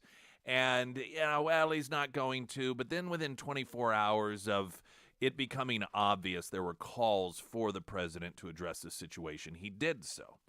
And the conventional wisdom has always been it's because he tends to be a train wreck. And that whenever he does answer questions about a particular situation that is relatively sensitive in nature, he has a tendency to screw it up and to make things worse. I mean, we've seen this a number of times, whether it is declaring that Putin can no longer stay in power, while the position of the United States had been we are not looking for a regime change, or the president of the United States being in Poland and telling American troops, once you get into Ukraine, here's what you're going to see. Or the president of the United States saying that we will militarily defend Taiwan if China decides to launch any sort of invasion, which is a position that is off of our sort of neutrality position that we've taken. So he does have a tendency to say things that require massive corrections from the people around him. There is talk that what is going on here is similar in nature, but potentially more dangerous, because what is going on is that the president is being briefed on a lot of this, and there are things that are of such a highly sensitive nature. It really, they do not, absolutely do not want it to come out, whatever it is. And they're afraid he won't remember what it is he's not supposed to say. They recognize that he has cognitive issues.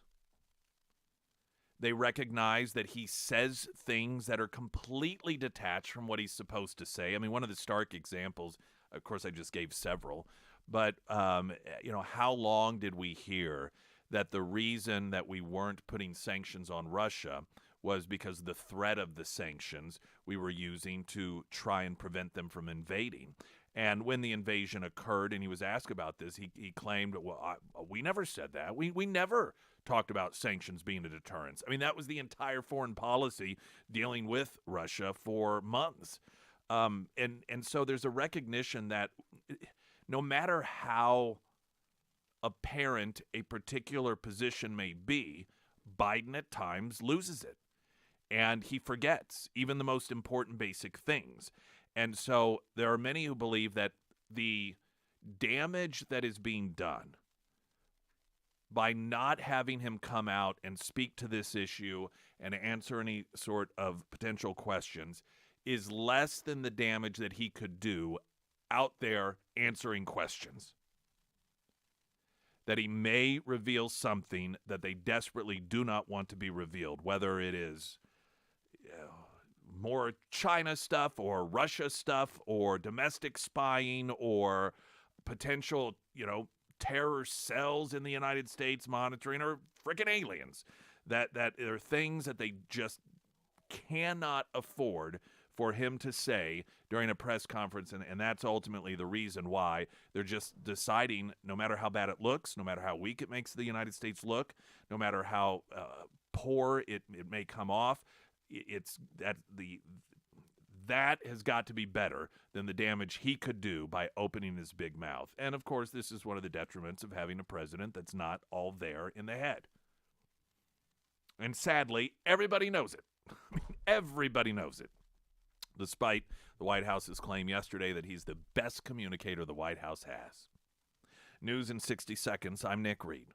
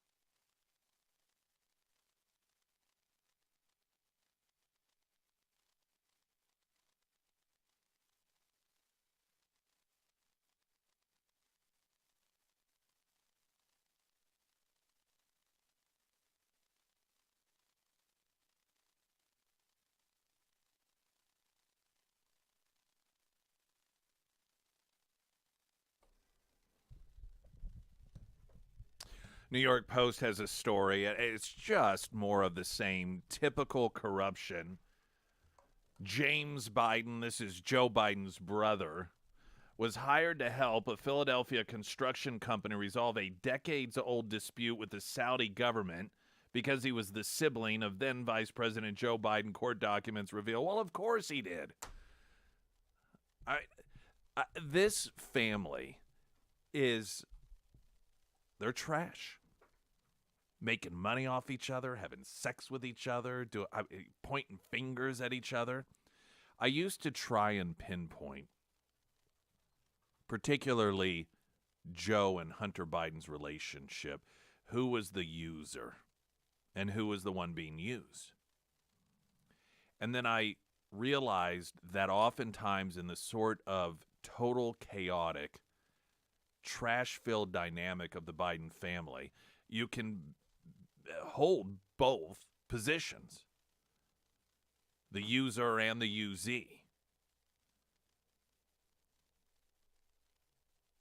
It for the longest time, in my mind, you had Hunter Biden, who's a total train wreck, taking advantage of his father being vice president and getting all of these cushy positions. Then you read the emails, the text messages from Hunter talking about how his dad requires him to give him a cut of that money. And then you're like, well, wait a minute here. Who's using who? And I think with this family, they just any opportunity they can, they use each other. And, of course, foreign countries in particular, the more corrupt the better, take advantage of that situation. And that's why here you get these different companies that are dealing with foreign countries hiring the Bidens. You get these foreign countries with companies in the foreign countries hiring the Bidens. All individuals that have absolutely no attributes, no benefits to those particular industries other than being related to somebody who was in the White House at the time. They're just trash. There was a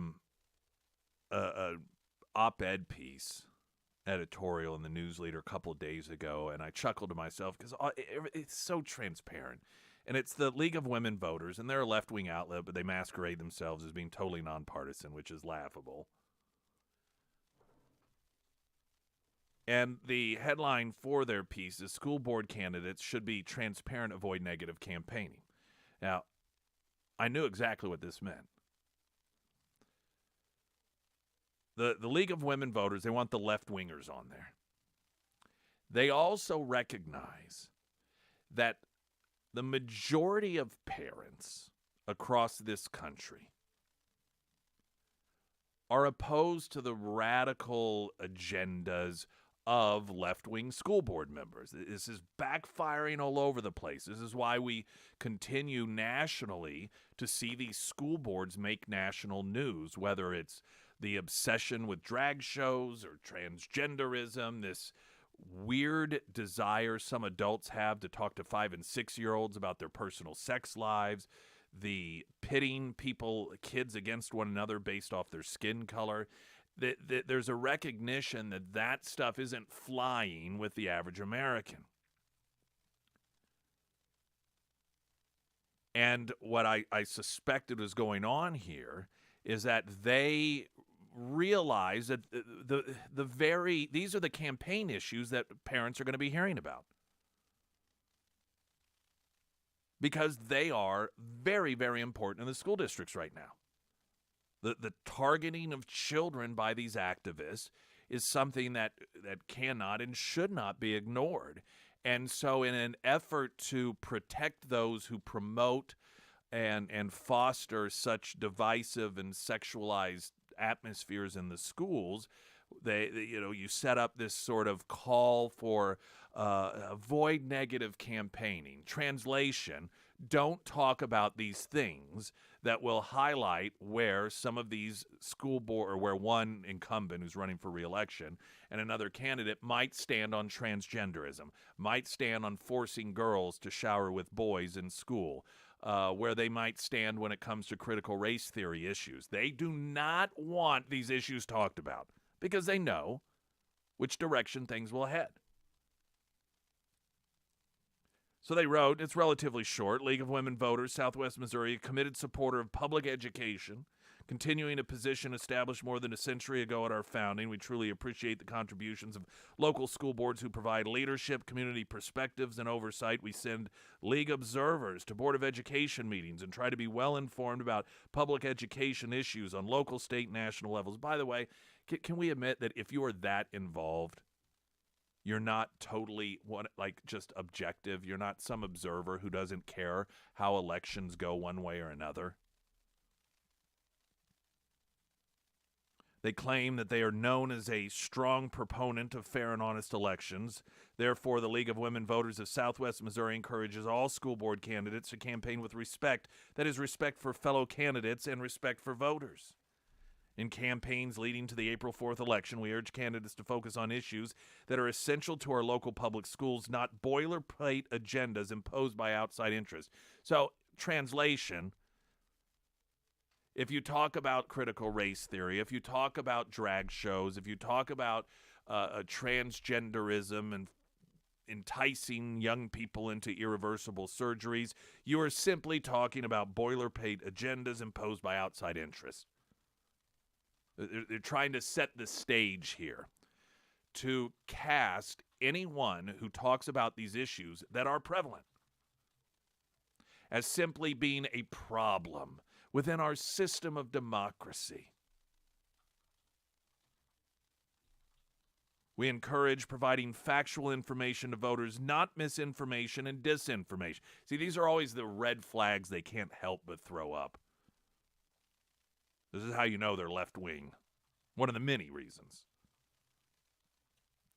They say, we ask you to be sure your sources are valid, and more than that, to refrain from using sources aimed at manufacturing divisiveness, like people who don't want your kids taken to drag shows. We encourage candidates to campaign on their own qualifications and goals, avoiding personal attacks on other candidates. We encourage transparency about financial resources used to pay for campaigns, especially those contributions from non-local sources. We encourage you to assume accountability for all ads and campaign material that support your candidacy, regardless of who's paying for them. Well, you can't. See, that's BS. You cannot assume accountability for what other people do. Does that mean that there aren't at times potential coordination of not actual efforts necessarily, but you've got the same goals in mind, of course.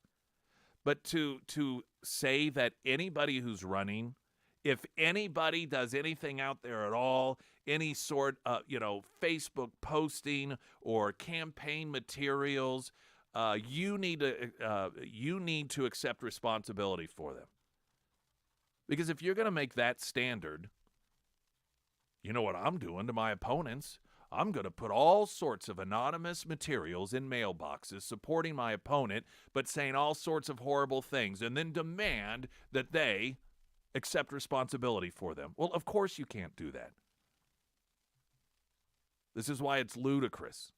And incidentally, the last few elections, local elections we've had, there have been these inflammatory, anonymous sort of flyers that are put out that are always pinned on those who are not part of the establishment. I suspect this feels a little bit like foreshadowing from the League of Women Voters, that we just might see some of that again. And this is laying the groundwork for pitting those any anonymous flyers or inflammatory rhetoric on those that they don't want to win. Finally, they say through your campaigns you demonstrate your commitment to the democratic process and that undergirds our public education system. Okay, now, just days later. Amazingly and coincidentally enough, the news leader also has a story about Back on Track PAC endorses 2 candidates on SBS school board race issues voter guide, and it's dealing with issues such as forcing girls to compete against boys and who's really in charge of your child's education and so forth. So we'll go over that. I'll give you the short little nutshell here. 2 candidates responded. 2 did not even bother. One's an incumbent, and that should come as no surprise. Springfield's Talk 1041, Jason Ryman with the latest news update.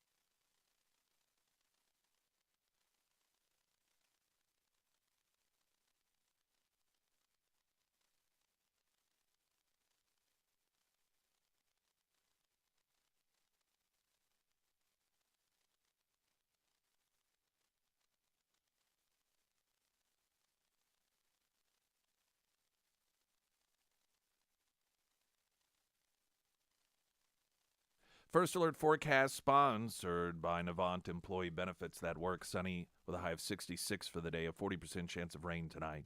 Tomorrow, cloudy, temperatures falling down to 31. Sunny on Friday, 42, mostly sunny. Saturday, 51.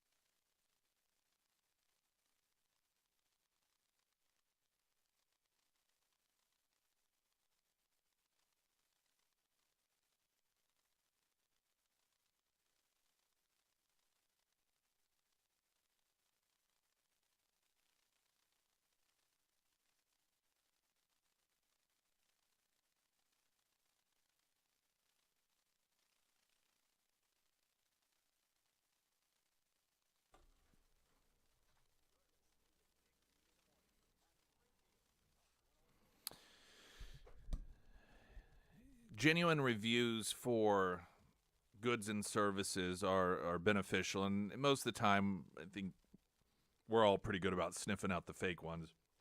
Emily Johnson, House Theory Realty. You can tell they're genuine. I actually even know some of the people who did the reviews. If you have used her services and you have not posted a review, if you would do so, it would be beneficial to everybody else listening. That way they can get as much information as possible as they do make those decisions. And one of the things that I do like about those of you who already have left those reviews and your experience with her is they're specific. And that's very helpful because it gives, instead of just being like, she's great, she's awesome, listing what she did that was meaningful to you as she helped you sell your home, as she helped you buy your new home, perhaps helped you do both at the same time.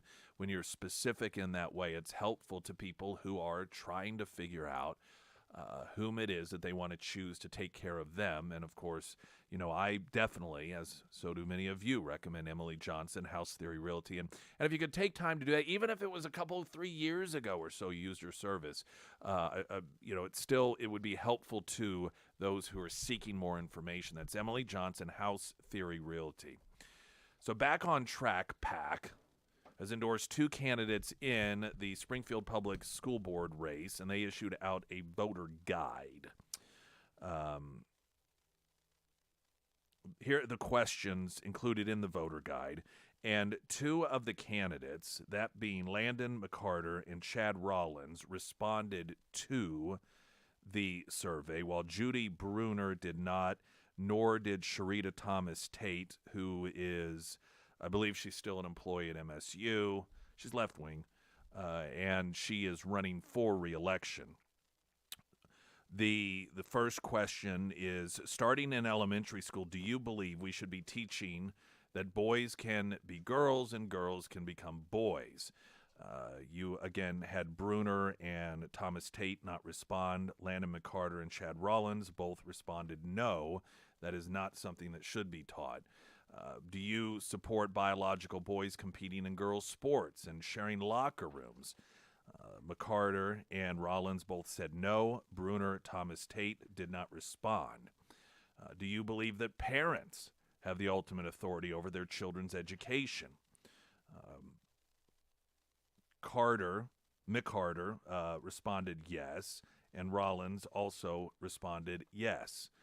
Do you believe the others, again, did not respond? Do you believe Springfield Public Schools should prioritize equal outcomes, that being diversity, equity, and inclusion, over academic excellence and merit? To which McCarter responded no. Rollins also responded no. Bruner and Thomas Tate did not respond. And restorative justice or restorative practices means no real disciplinary consequence and is part of critical race theory. Do you believe this form of discipline keeps our teachers and students safe?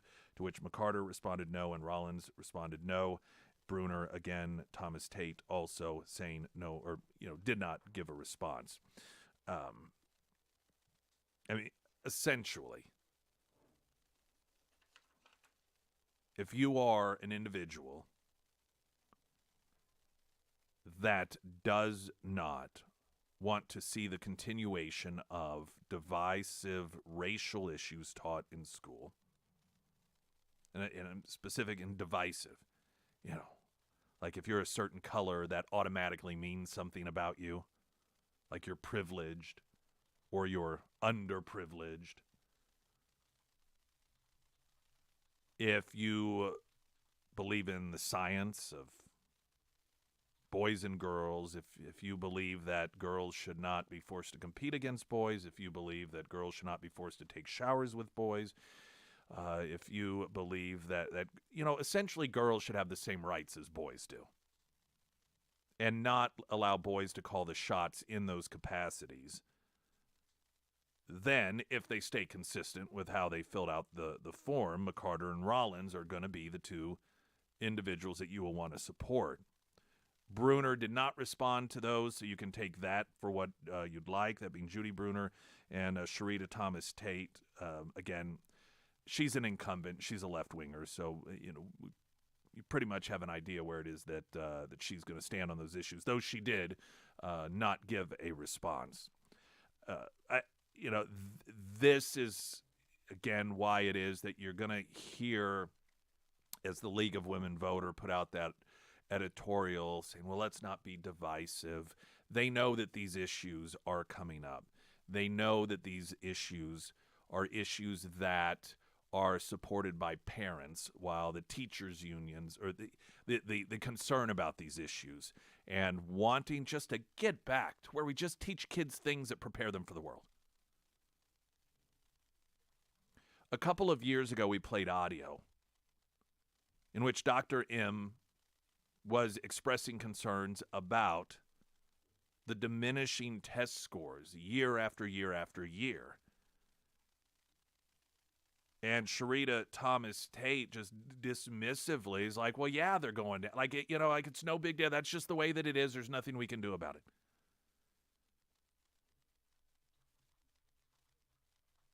If we were in a country in which we were consistently number one in terms of education outcomes, actual outcomes, students. In other words, if you are to list American students who graduate versus students from India, students from South Korea, students from Germany, students from China, and we were far above them and ahead, and it was like, we don't have anything else. We have got this thing nailed down. You could then at least discuss, okay, are some of these other areas that we should focus on? But we're nowhere near that point. Nowhere near. And this problem is massively twofold. One, it's the fact that it is political in nature, and it is the indoctrination of young people into the political cause, utilizing the government-run school systems to do it, but also the fact that we are failing miserably when it comes to actually educating our kids. There was a report yesterday, just to give you an idea. It was 38, I think, schools in just the Baltimore district that did not have one student proficient in math, or in, I think it was reading. It was some subject. It was a serious subject matter. I'm not saying 1% or 0 students, not a single one. And now this report. In 55 Chicago public schools, not a single student met grade level expectations in math or reading during the 2021 or 2022 school year, according to WirePoint's report. Out of 649 Chicago public schools, 22 have 0 students who met grade level expectations for reading, while no students were proficient in math in 33 schools during the 2021-2022 school year, according to WirePoint's report. The data analyzes from the Illinois State Board of Education's annual report, which details how schools within the state are performing. In 930 schools within the state, just 1 out of 10 students meet math grade level expectations, the report stated. Only 10% in the entire state of Illinois. And what are some of these schools instead doing? They're taking kids on field trips to drag shows and making that an issue. Are you serious? I mean, the long-term devastating damage that people on the left are doing to children, whether it's with drugs or surgeries or denying them a proper education, is unforgivable. I know nothing should be unforgivable, but if there is anything that's unforgivable, this pretty much falls in that category. And the people, as sick as this may be, who are constantly behind creating these results are the same people who claim that they are the champions of children. They are destroying them. Springfield's Talk 104.1, I'm Nick Reed.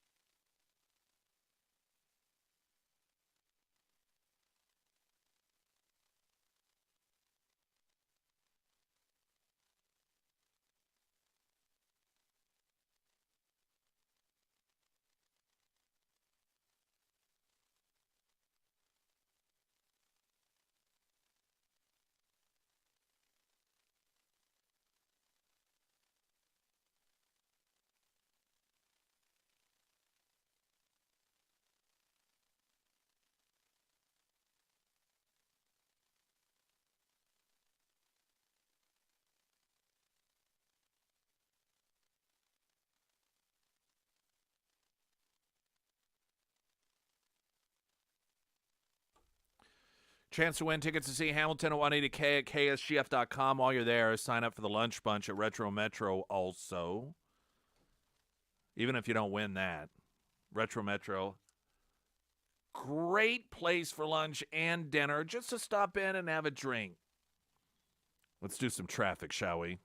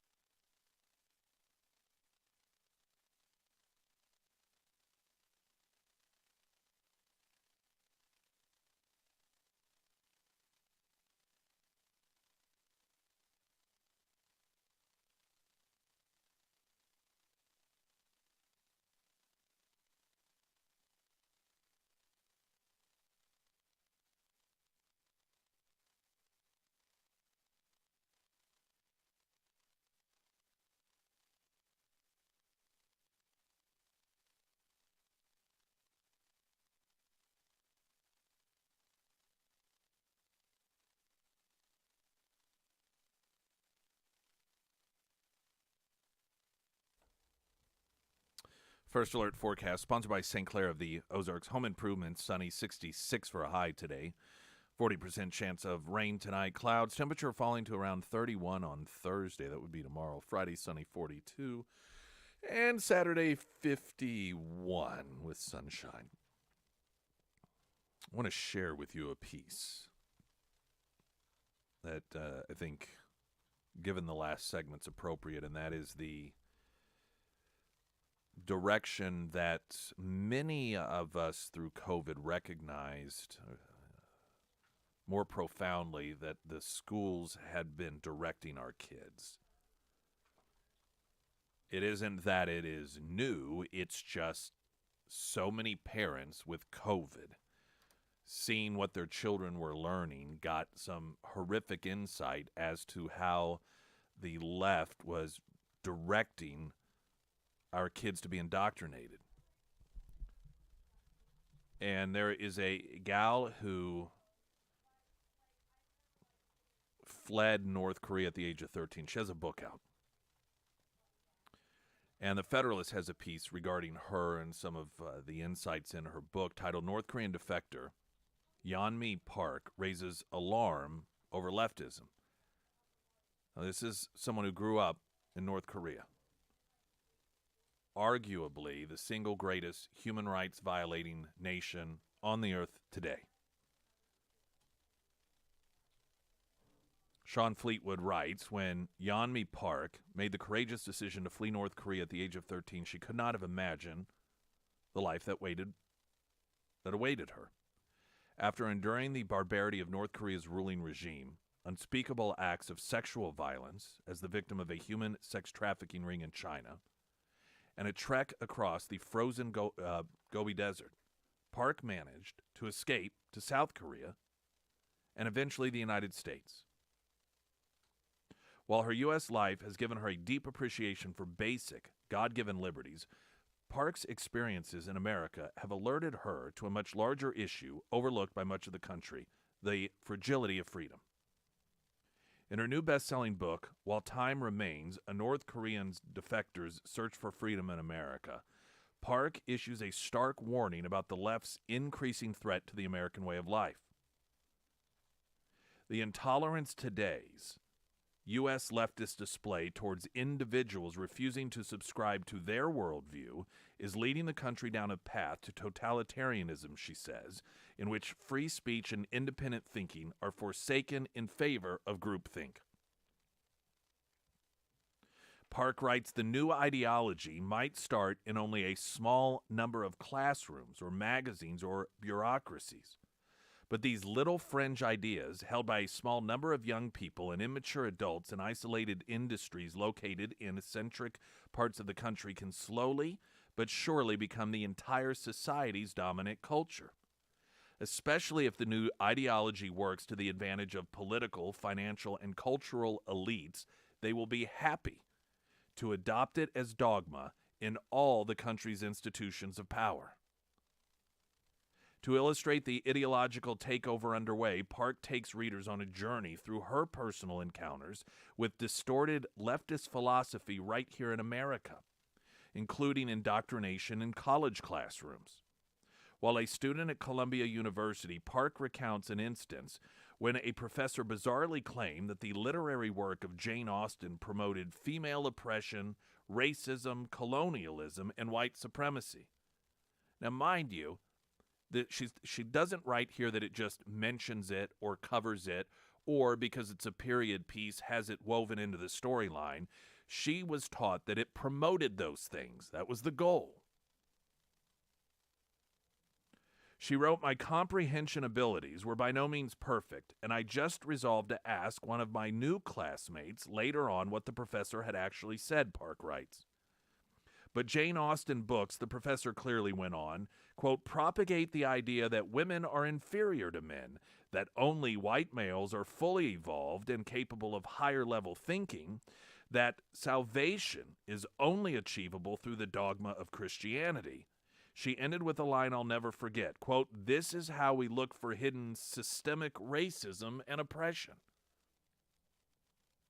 As someone who comes from a country ripe with real oppression, Park's confusion with such distorted logic effectively exposes the absurdity of leftist thinking and its hatred for Western culture.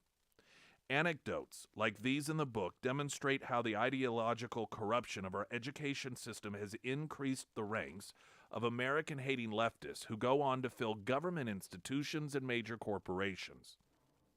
Throughout the book, Park highlights numerous issues relevant to today's ongoing cold civil war, including cancel culture, and an increasing disregard for American values among a growing number of Americans.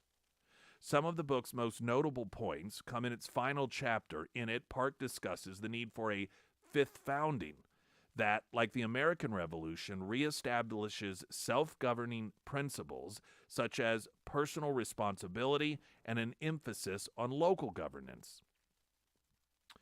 Quote, "For too long, we've looked to our national government in Washington, D.C. to solve all our problems and to resolve all our differences," she writes. But it is not the job of the president to fix your local school system. It is not the job of the Supreme Court to make decisions for your family or community. It is your job and mine and all of ours to participate every day in self-government, not just to outsource democratic government to politicians. Park's call to action stands in stark contrast to most Republican Party politicians who love to complain but never do much, if anything, to address America's worsening problem. It's a refreshing push for grassroots activism that doesn't just encapsulate the importance of self-governance, but the American spirit as well. While Time Remains provides readers a comprehensive investigation into some of the biggest philosophical struggles we face as a nation, filled with hearty and concise analysts, readers should consider adding this book to their spiritual reading list. And, of course, that book, like all of our Author of the Week books, if they don't have it at ABC Books, call and Valerie or someone over there can order it for you. And I am going to see if we can get her on as an Author of the Week. It is remarkable how people from other countries that have suffered under repressive regimes all warn about the ideological direction of the Democrat Party. Whether they are individuals who fled Cuba, North Korea, Venezuela,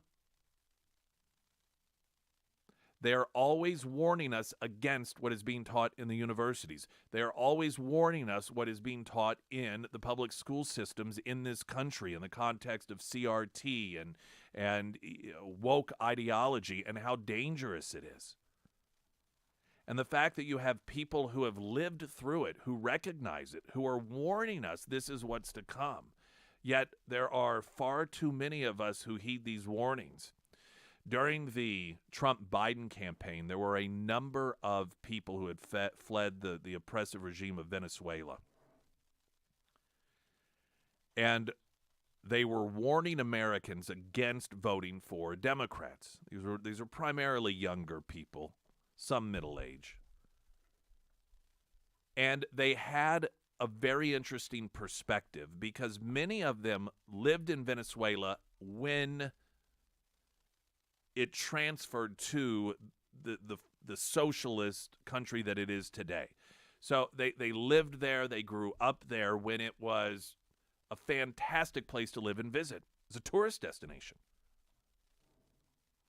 And they've seen what happens when you have people like that have run here and gotten elected in the United States put out the big government authoritarian positions.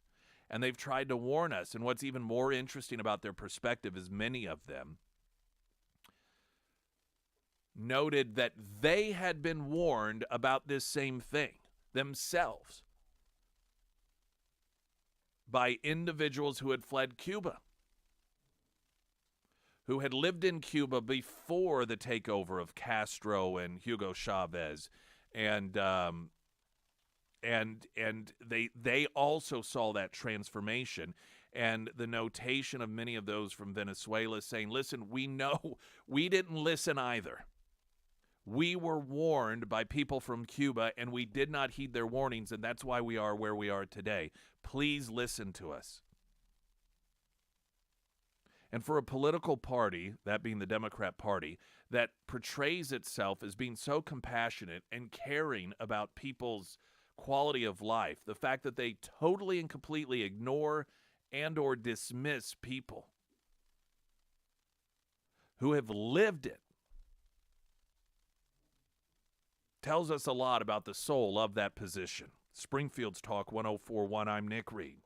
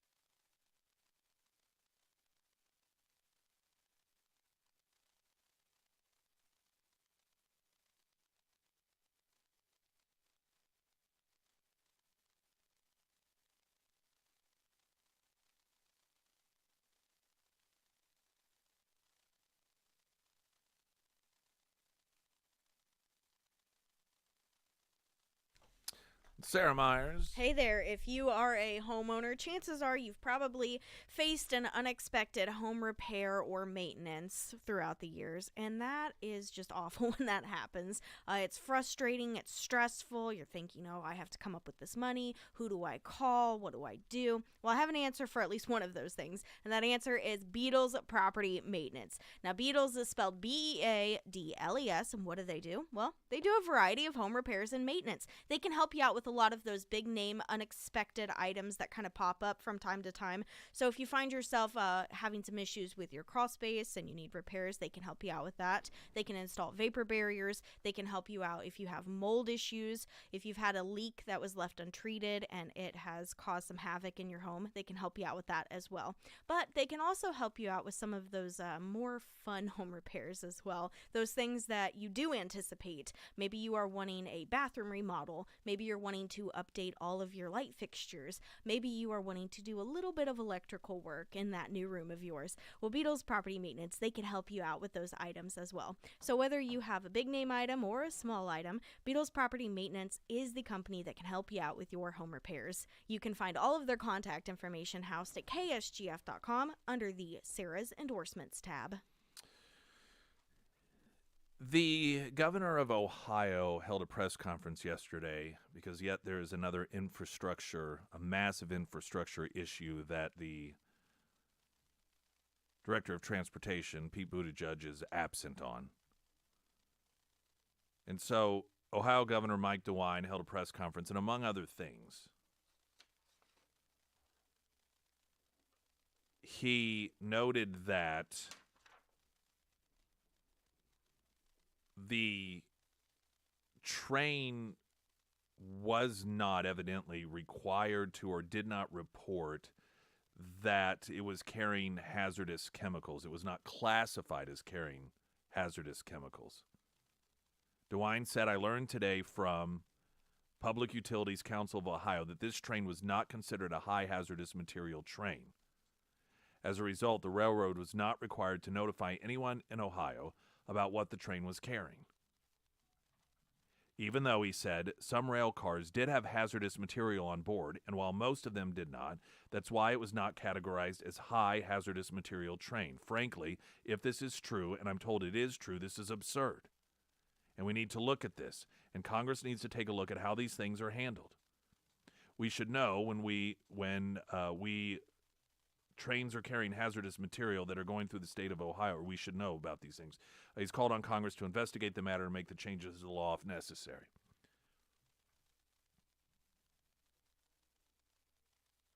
This is going to be one of those situations where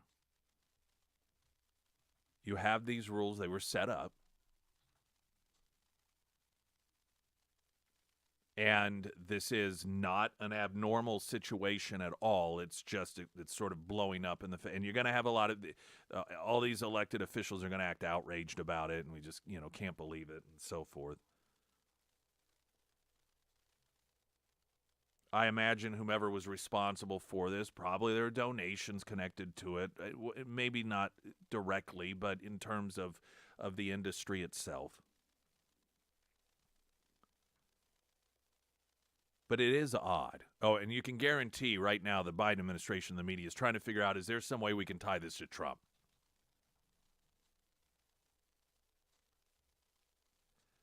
And I don't know the background, the history, but here's what I do know. We live in a country in which Democrats lead with environment on everything. No matter how absurd it actually is, even if it isn't environmentally friendly. Electric vehicles, for example, not environmentally friendly. But they push it under the name of environmentalism. Point being is anything that they can use in order to continue their environmental push, they do. If it rains a lot, climate change. If it doesn't rain enough, climate change. If it's a record hot summer, climate change. If it's a record cool summer, climate change. They never miss an opportunity to be out there, to lead the charge. This is why you need us. Yet here you have what appears to be an actual real environmental disaster. And it's like, they just, it's no big deal. Pete Buttigieg, up until yesterday, it's another instance of this administration being way behind the 8 ball. Buttigieg not even acknowledging this for 10, 11 days. And finally, you start to get some acknowledgement out of the administration because you have, once again, it's Republicans and eventually even some people in the media, and they're like, what in the hell is going on here? Why are they not even addressing this issue? I mean, you have people talking about having symptoms of illness, and some of it might be psychosomatic. We don't know. You have reports of animals dying. You have reports of dead fish in the bodies of water. Just even the visuals of it. I mean, for Pete's sakes, we have the most nonsensical movement regarding straws in this country because there was a video of something up a turtle's nose that was, by the way, never actually even identified as a straw. Yet here you've got these massive plumes of smoke in the air that are drifting over hundreds, perhaps thousands of miles that may have chemicals in them. And the people who are constantly using every scenario to push environmentalism all of a sudden have nothing to say. Totally and completely silent.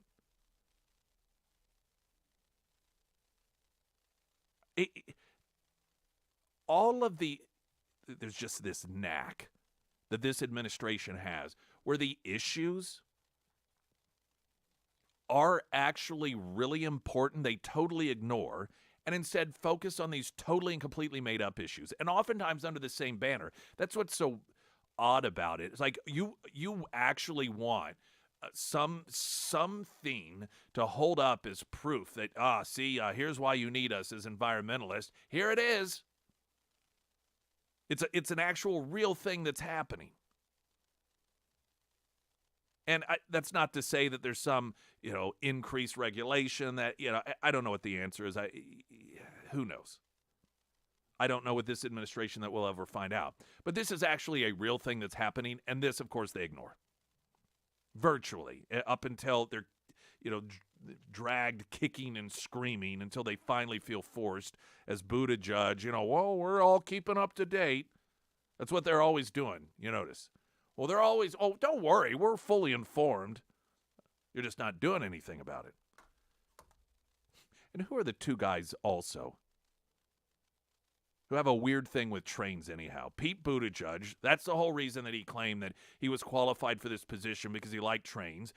Joe Biden won't shut up about trains. He's constantly lying about trains. This is the one train that I don't think he's even referenced. He references train rides that he makes up in his own mind. He has fantasies about these trains. But here's one, and it's just like, for whatever reason, that one he has no interest in.